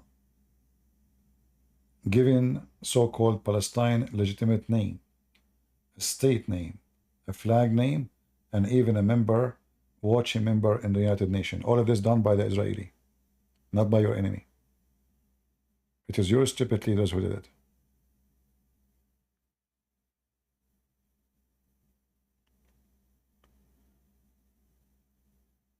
What my first executive order? Inside the country or abroad? If abroad, I will invade Lebanon. And I will make the Houthi shish kebab. And then I will drop some gifts to the Iranian. Destroy all their manufacture for nukes, so they will never have one. That is for the first day. Second day, we think about it later.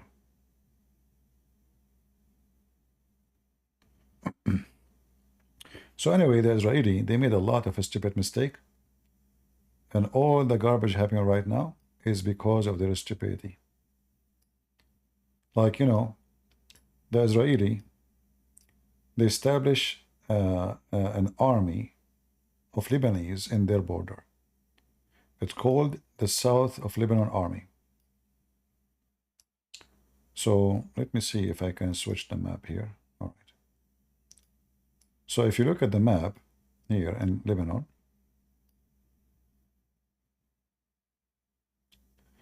well, this map is not really colored, so you don't see really borders very, very well.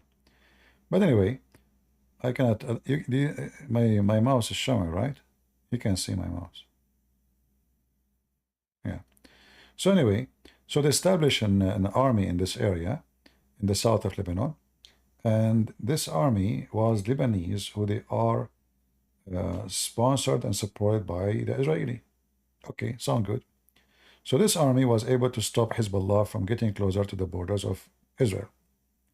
The stupid Israeli, because of politics, because nobody is a leader, they care for election, they withdrew overnight and they left this army alone without even telling their friends we are leaving. Imagine how they betray them. So that created a chaos, and those army, they collapse. They left us alone? We cannot fight alone. Who's going to support us now? So the army collapsed and Hezbollah invade the area, and that make Hezbollah became so famous overnight. And then suddenly their flag everywhere, they kick the Israeli. It's the same what happened in Afghanistan, The stupid Biden, he left Afghanistan, and now the Taliban, they claim that they are the one who kicked the American. So the stupid Israeli, by withdrawing in such a miserable way from Lebanon, in the south of Lebanon, they gave the land to Hezbollah. And since then, Hezbollah is growing so fast. And now, because Hezbollah were able to take south of Lebanon, based on the news, everybody now says, wow, how Hezbollah can do that? The Israeli, they run away. That was the biggest stupid mistake the Jewish state did ever. That stupid mistake is going to cost them for a long time. And the proof is today. Now, the Christian in Lebanon don't trust them. Because they trust the Israeli before, they betrayed them. The Muslims in Lebanon don't trust them. Because some Muslims, they joined the army to defend Israel, and they betrayed them. And the Israeli himself is the one who allowed Hamas to grow. The founder of Hamas was freed from jail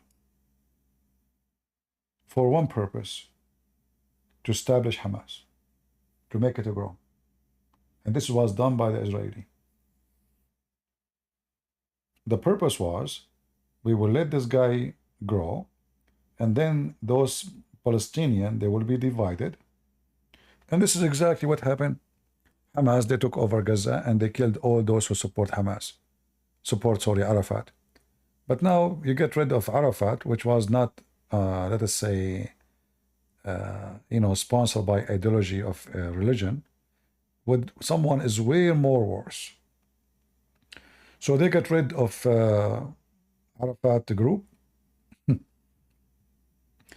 by establishing a very aggressive Islamic terrorist group. This is how smart the Israeli. And now they don't know how to get rid of them. That's why I say to you, leadership is more important than the army itself.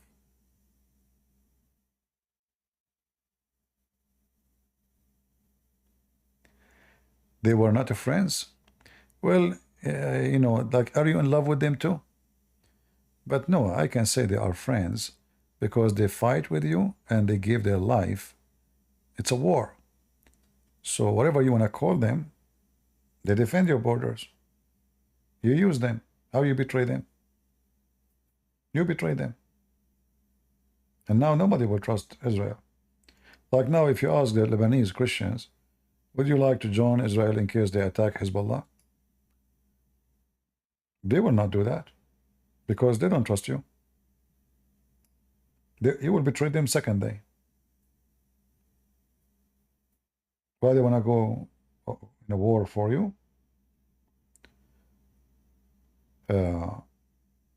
So the Israeli, they have a very shallow plan for the future, and they support evil groups, hoping that evil can do good. So I want to remind people that when you support evil, evil will come back to you. This is what the Americans did. They support the evil Osama bin Laden. They said, okay, those are stupid people. They are religious. They will go to war. They will say Allahu Akbar. They kill the Russian. We get rid of the Soviet Union. Boom, boom, boom. We are happy. The Soviet Union is gone. And now the dog, which you grow, is coming back to bite you. You understand? So Israeli should not repeat such a stupid mistake again. Netanyahu himself, he supported Hamas in Syria. Is that correct? Is that correct? This is how stupid Netanyahu.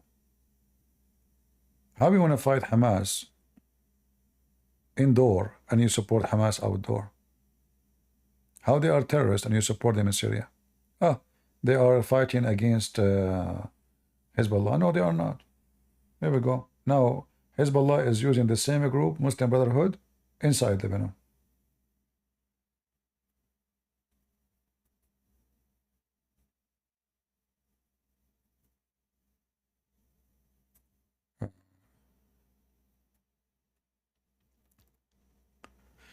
Anyway,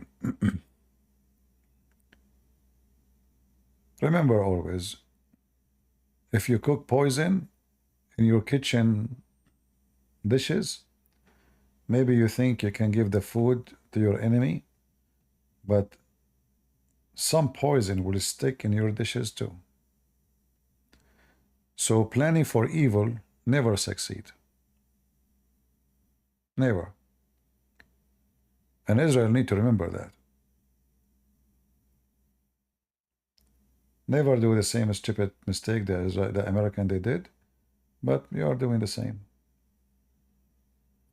Israeli support Azerbaijan in their war against Armenia. Armenian, they have a big number inside Lebanon. So now nobody in Lebanon, he is an Armenian, he will support Israel move against Lebanon in any way, because you've been evil to them. You supported their enemy who killed thousands of their young men and women. Very stupid mistakes. You went all the way to Azerbaijan. You think really Azerbaijan will support you in case of war with Iran? They will not. Both are Muslims and both are Shia. And they hate you.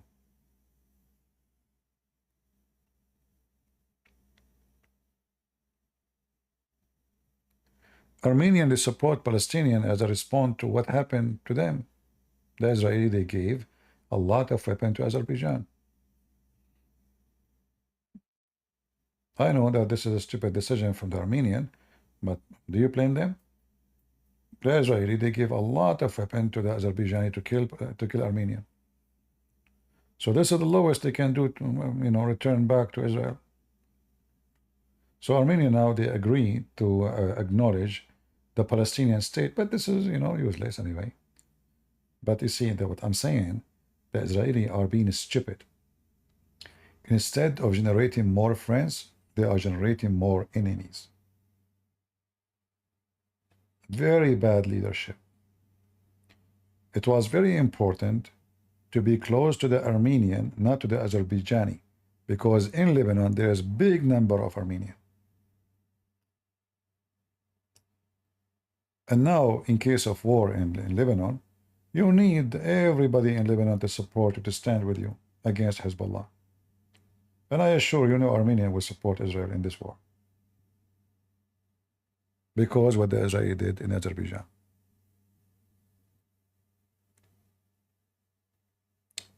Remember one thing. You will harvest what you grow.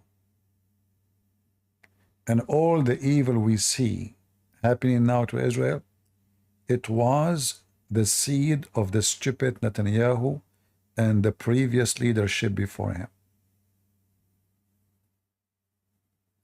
All your peace agreement was a piece of garbage and you are stupid. You gave all of Sinai to Egypt for what? Nothing.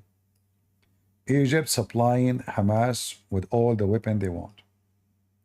Not only that, you did not even have control with the border between Gaza and Egypt. This is how stupid you are. So you have them have their own borders. Huh? Okay, have fun.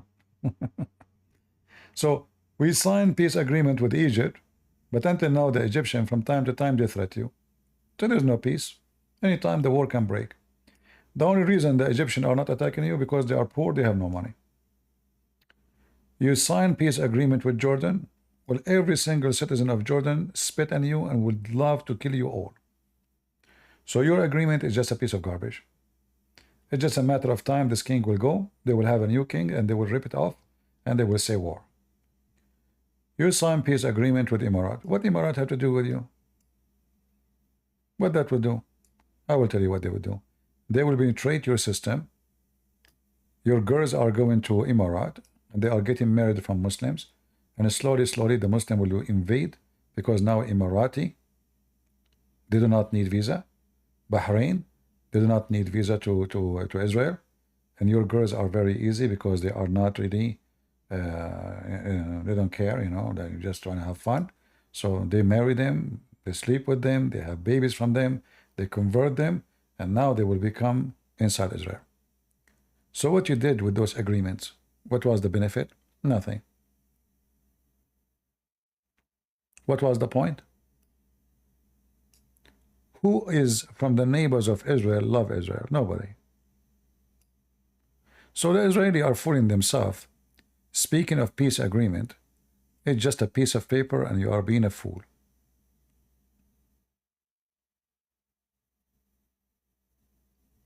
In fact, I consider a peace agreement between the Arab and Israel is the biggest threat to Israel. Anyone knows why?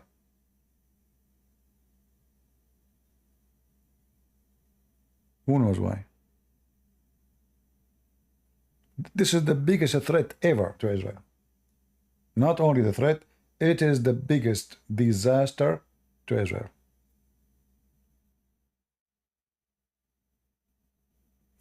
Because when you sign agreement, peace agreement, you relax. Right? But we have, that's it, the war is over. So now our war industry will not be active. Our spending for war is not the same.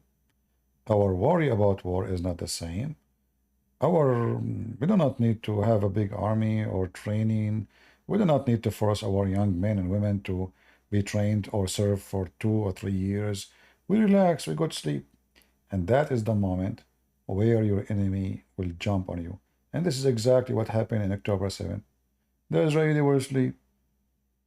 Well, Hamas did nothing for the last 20 years. 20 years. We're friends. We have party.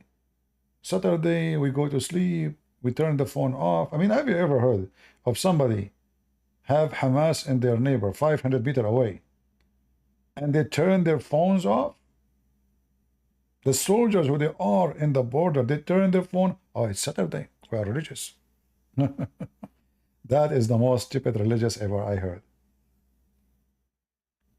Imagine even those civilians, they turn their phone off. They hear shooting and nobody turn his phone to see what's going on. We cannot even turn the radio on. It's Sabbath. It's Sabbath. You see Jesus what he said? He said, Sabbath was made for the man, not the man was made for Sabbath. Those stupid people, they start worshiping the Sabbath. I mean, is it common sense? There's missiles, there's shooting, don't you open the radio, see what's happening? They don't want to open the radio. Haram, haram, brother, haram. Stupid mentality. And then the criminals, they came to their houses, they hunt them like sheep, they took the women, they killed the children, they raped them, they took them, they destroyed them, did all kind of garbage.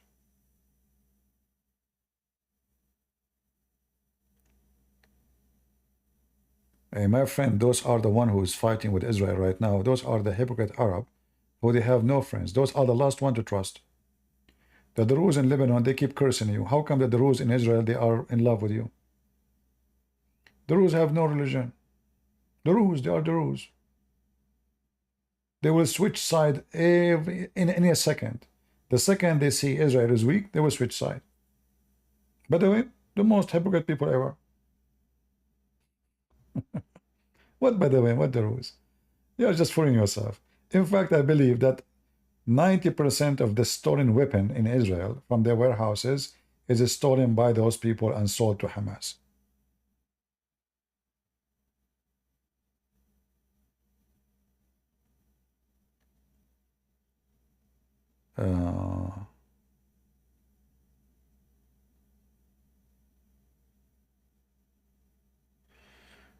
They are building a new city in Egypt. I believe that this city is just a way to make the president and his friends rich. And I will explain to you why. Like, you know, we say now Cairo became so busy, right? And very crowded. And we have a lot of desert land. So the one who own their areas, let us say, you see my mouse where it is? So if I say here, this land is empty,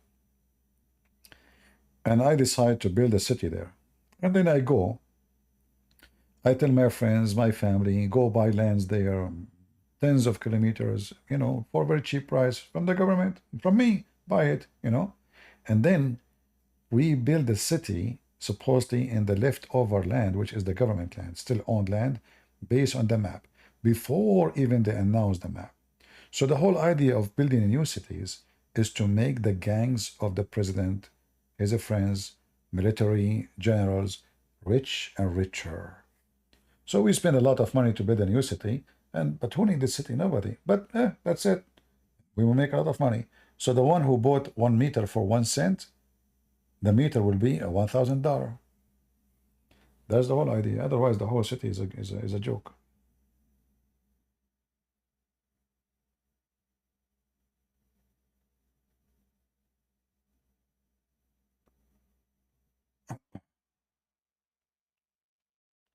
Those countries, they don't have a future,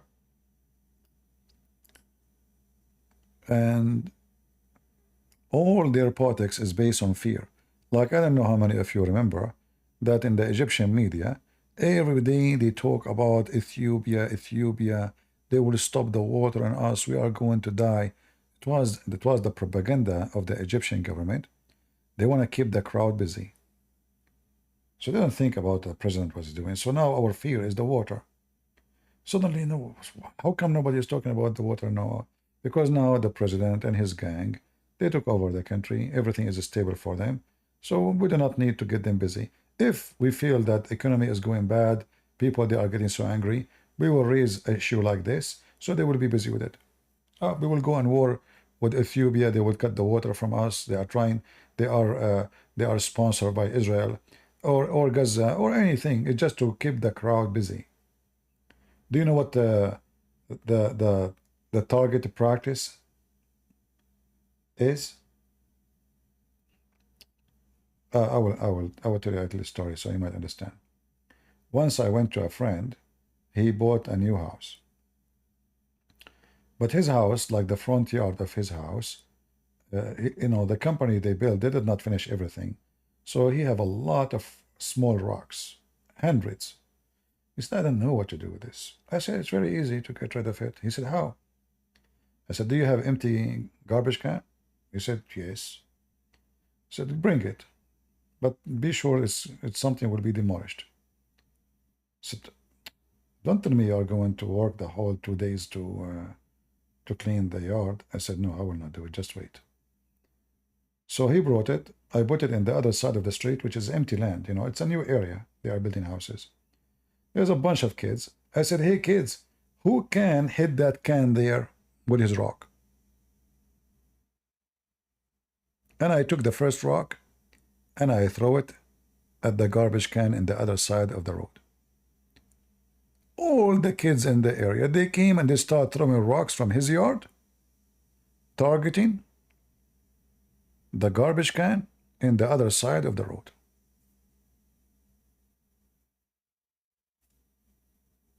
Very, very short time, there's no rocks in his yard. So anyone understand what I'm trying to say?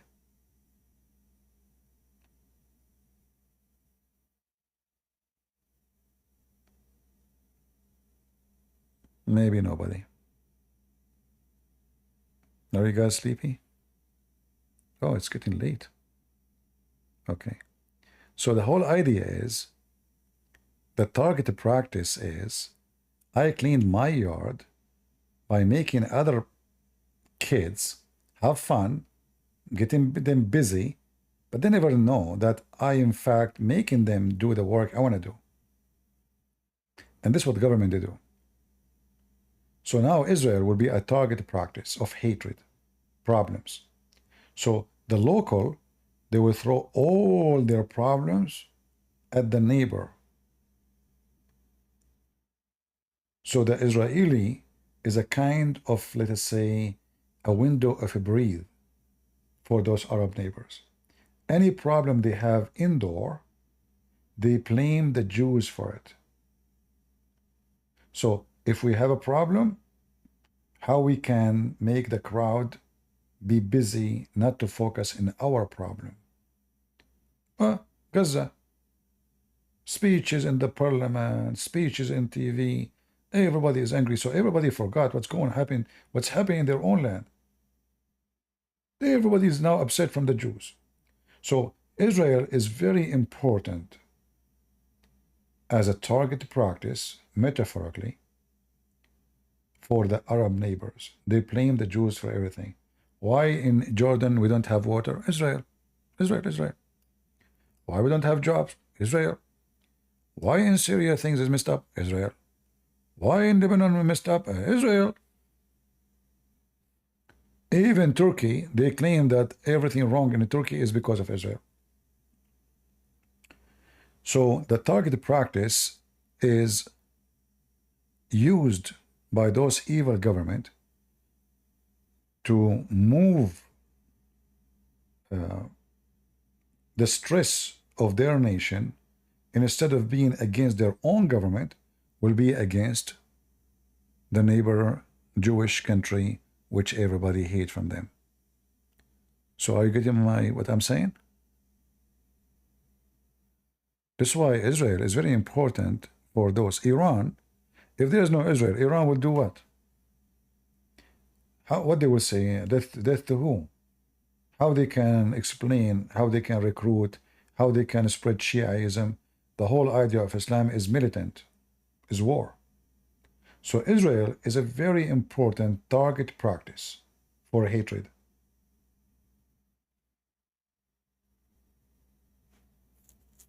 Do you understand what I'm saying? Or you don't?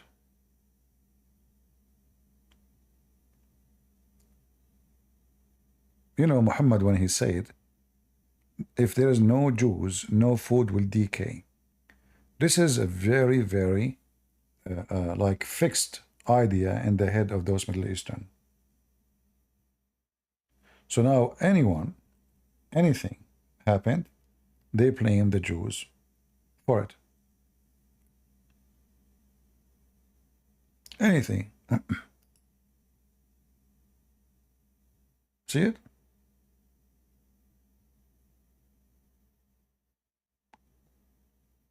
Let us show you that. This one doesn't say the Jews. Oh, okay.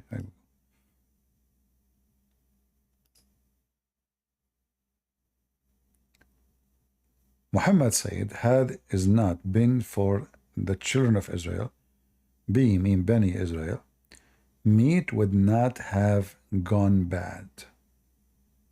So even they blame that the meat go bad because of the Jews.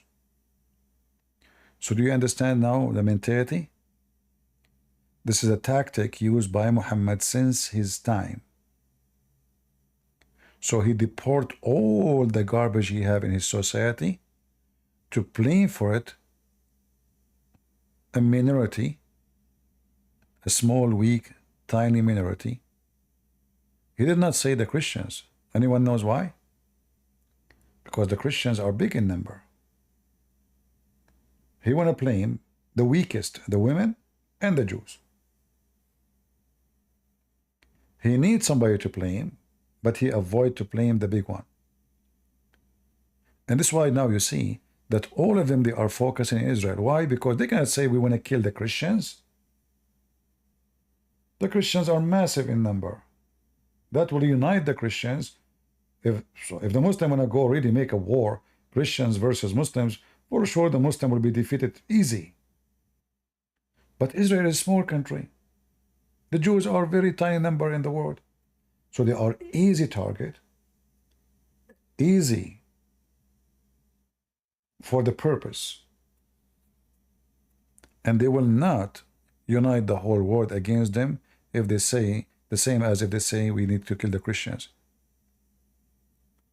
So the Israelis are perfect target for them. All right?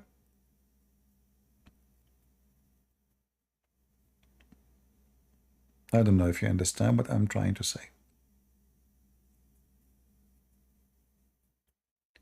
If you ask yourself, why Muhammad saying if there's no Jews, the meat will not decay? Muhammad, he claimed that every evil thing happened in this earth happened because of the Jews. When I can confirm that every evil thing happened in this earth happened because of Muhammad.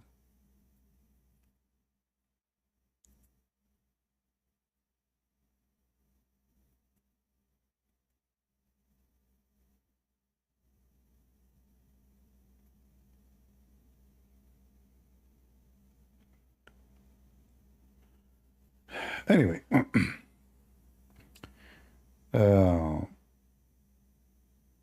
let us see what will happen tomorrow or in the very soon future with this Israel-Lebanon.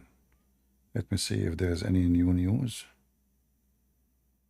Okay, Israel and Iran-backed Hezbollah launch closer or in Lebanon. I don't see.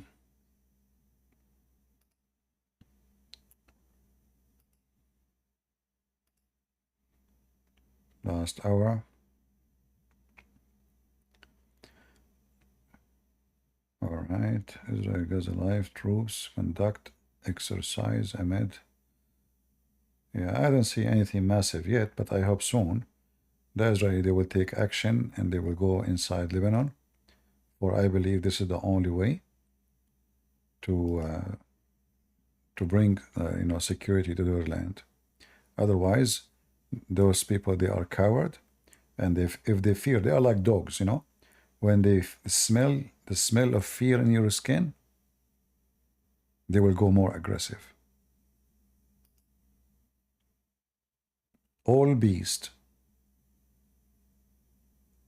before they attack you, they smell you. And the only smell they are looking for is the smell of fear. The second they notice that you have fear, the cat will become a lion and the rat will become a cat. If they feel that you have no fear, then the lion will become a cat. It's all about fear. It's a game of fear. That's why Muhammad, he says, I've been victorious by terror. So he won the war before the war happened, because his enemy is scared. The only way to deal with those people is to do what they think they can do to you, is to install fear in their heart by showing them what you can do. If you are the one who live in fear, they are superior and you are weak. All right? No, I'm not going to I'm going to finish. It's getting late for me. It's really late. I was actually going to go and stay here for 15 minutes only. I don't know. I don't think I'm going to keep this video too. This stupid pattern is not worth even the time, but it was just to have fun with you guys.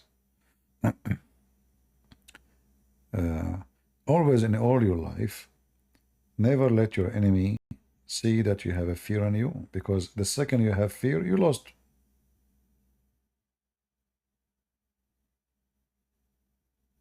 Without even the fight, you are already a loser.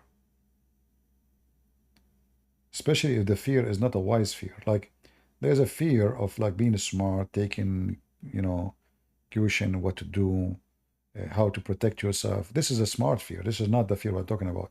I'm talking about the fear which can freeze you and make you unable to think and able to act. So you become like a rabbit. I'm not talking about the wise fear. There is a wise fear, is how, okay, if I stand up now, they will shoot me. I'm not going. This is not about. This is not about being, a coward. Yeah, this me. You're smart. Oh, I'm going to creep in my belly. This is not because you are a stupid coward, because this is a smart way to do it. So you can win the war. So there is a fear of cowardness, and there's the fear of wisdom. Like, I fear to commit sin, so I prevent myself to exist in a place where I can commit sin. So that is a fear of wisdom, not a fear of being a coward. In the case of war, you need to know what is your weakness and what is your strength and what is the weakness of your enemy and what is their strength. And you need to use that. So now the Israeli, they have a lot more strength than weakness. The only weakness they have, as I see it, they are a civil nation. Then you need to get rid of that. Being civil should not be considered in the time of war because your enemy is savage. If you all decide to become civil and they are savage, well, they will hurt you and you will not hurt them because you decide to be stupid, civil. You should be civil with the one who is civil. But with the savage, you should be more savage. Otherwise, you will never win. They have no rules. They have no ethic. So if you say to yourself, I'm going to be ethical, that is a stupid move. The goal of this war is to destroy your enemy. The goal of their war is to finish you all, women, children, everybody. The goal of your war to kill their fighters. The goal of their war is to kill every one of you. So if you want to fight such a kind of people, then you have to deal with them as they deserve.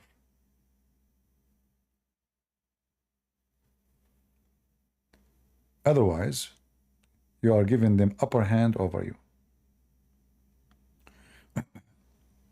So Israel now, they have a massive power in the air, a massive power even by missiles. They have massive power in everything, in the ground, everything. So why you are hesitating? You are hesitating because American told you not to do that? Because Europe will be angry from you? They are angry from you anyway. Finish it. Finish this drama. And they should not. And I believe if the Israeli invade south of Lebanon, it's going to take way less than invading Gaza. Why? Because Gaza there is now a city under the ground. In south of Lebanon, they don't have such a thing. They can't even do that. They can build some tunnels for warehouses, for weapons, which is easy to discover. But I believe the war there will be way easier. Especially, there's a lot of villages in the south of Lebanon who they hate Israel. You know, did you ask yourself how the Israeli can find where a leader of Hamas in Syria, whereas the leader of Hezbollah is sleeping in Syria?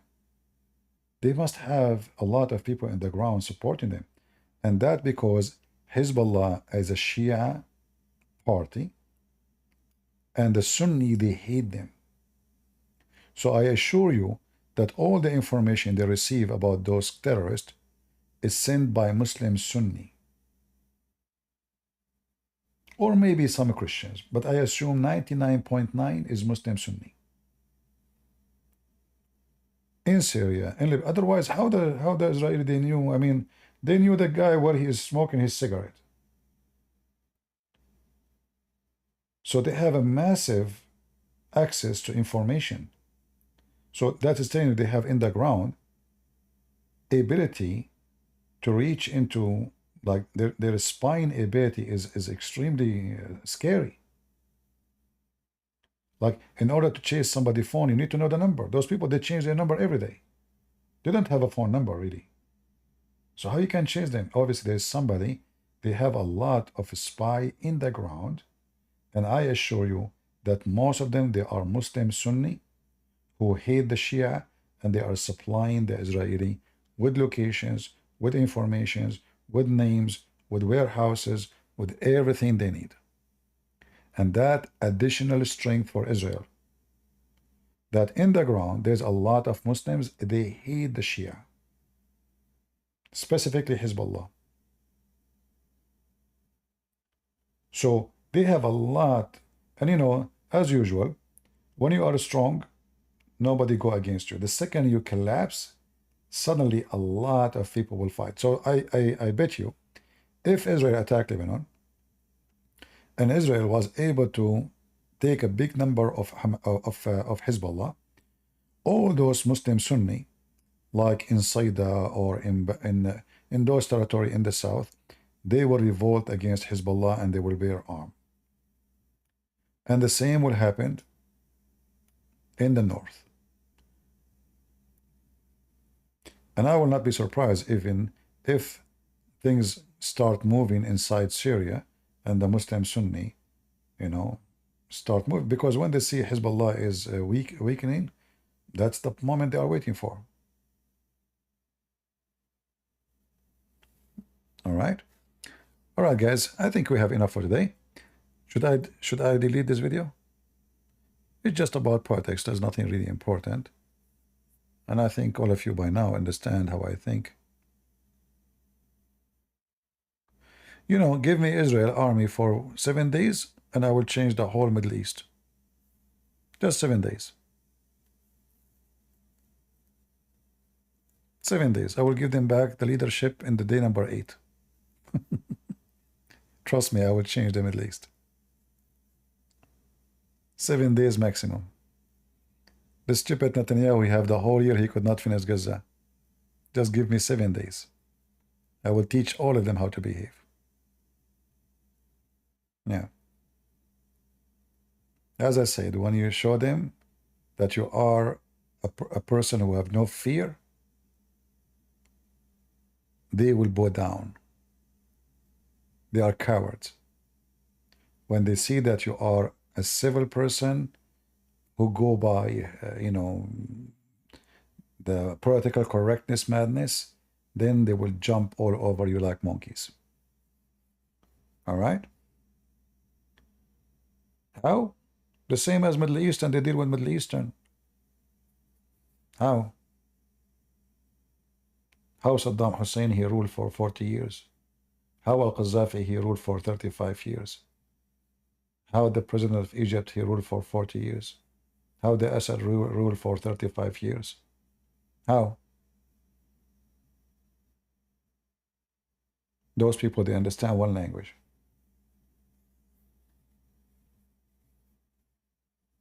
One language. Any other language, they are not listening. All right, guys, I'm not going to keep this video. It's just about politics. I hope tomorrow maybe we'll go live again. And Ante, we'll see you soon again. Don't delete it. Why? It's just politics. There's nothing really.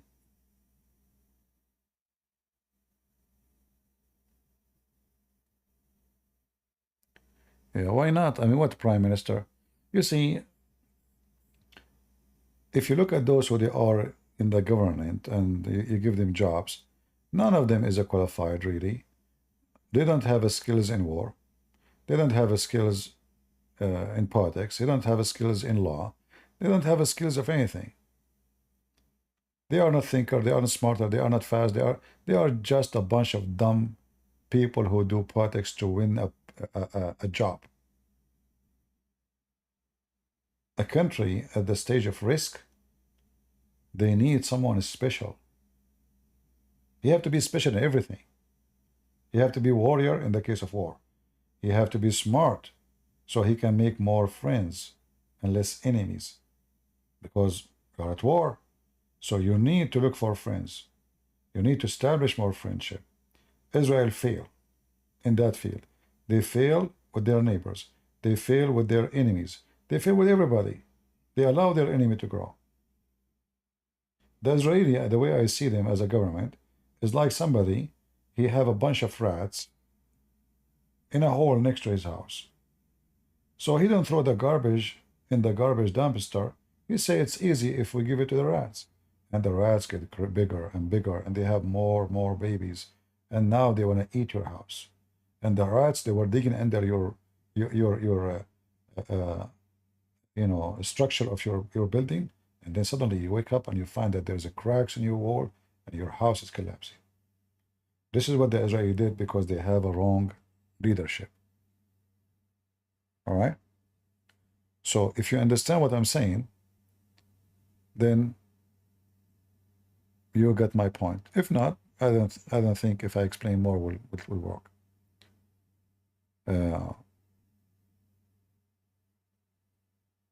Those people are very deceiving, and they betray each other all the time.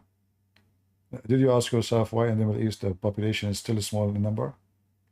The only reason the Middle East number or population is growing now, because of the stupid American. I have to say it. If not the American put their nose in everything, until now Saddam Hussein will be fighting in Kuwait with Saudi Arabia, Qatar, Emirat, Bahrain. That's the truth. The stupid American, they put their nose. Always those people, they are at war at each other. If not the stupid Trump, Saudi Arabia will be invading Qatar and Hamas will not be sponsored now. It was the stupid Trump who forced Saudi Arabia not to invade Qatar. Just a week before he left the office, Trump, he forced Saudi Arabia to shake hands with Qatar. The stupid Trump himself.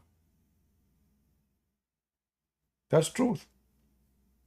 Very stupid leadership. But who understand? Nobody. Nobody. All right, guys. Thank you very much for being here. And I will see you tomorrow, if God allow us to be here again. And I will see you again. God is good. So is Jesus. And we praise the Lord for everything we have and for what we don't have. For sometimes what they don't have is a gift. And sometimes what you have, it can be a curse. So praise the Lord for what you have and what you don't have. And ask Him to bless you. Ask Him to be with you. And ask Him always to stand with you in the time of fear, in the time of weakness, more than in the time of strength. For if the Lord is with me, who could be against me? So we pray that the Lord will be with us so we can be wise, so we can be strong, so we can overcome our fear and overcome our weakness. And then, when you are ready to do what you need to do as a person who believes in the Lord, then the Lord will support your plan. For your plan is going to be His plan. And your plan will be a blessing to you and your land and your family. Remember, never support evil, for evil will come back to you. Never, ever plant weeds in your garden, thinking that weeds will overcome other weeds. At the end of the day, both are weeds, and weeds are weeds. So don't be a fool, and don't bring the devil to your home. Thank you. God bless you, and see you soon again. Take care.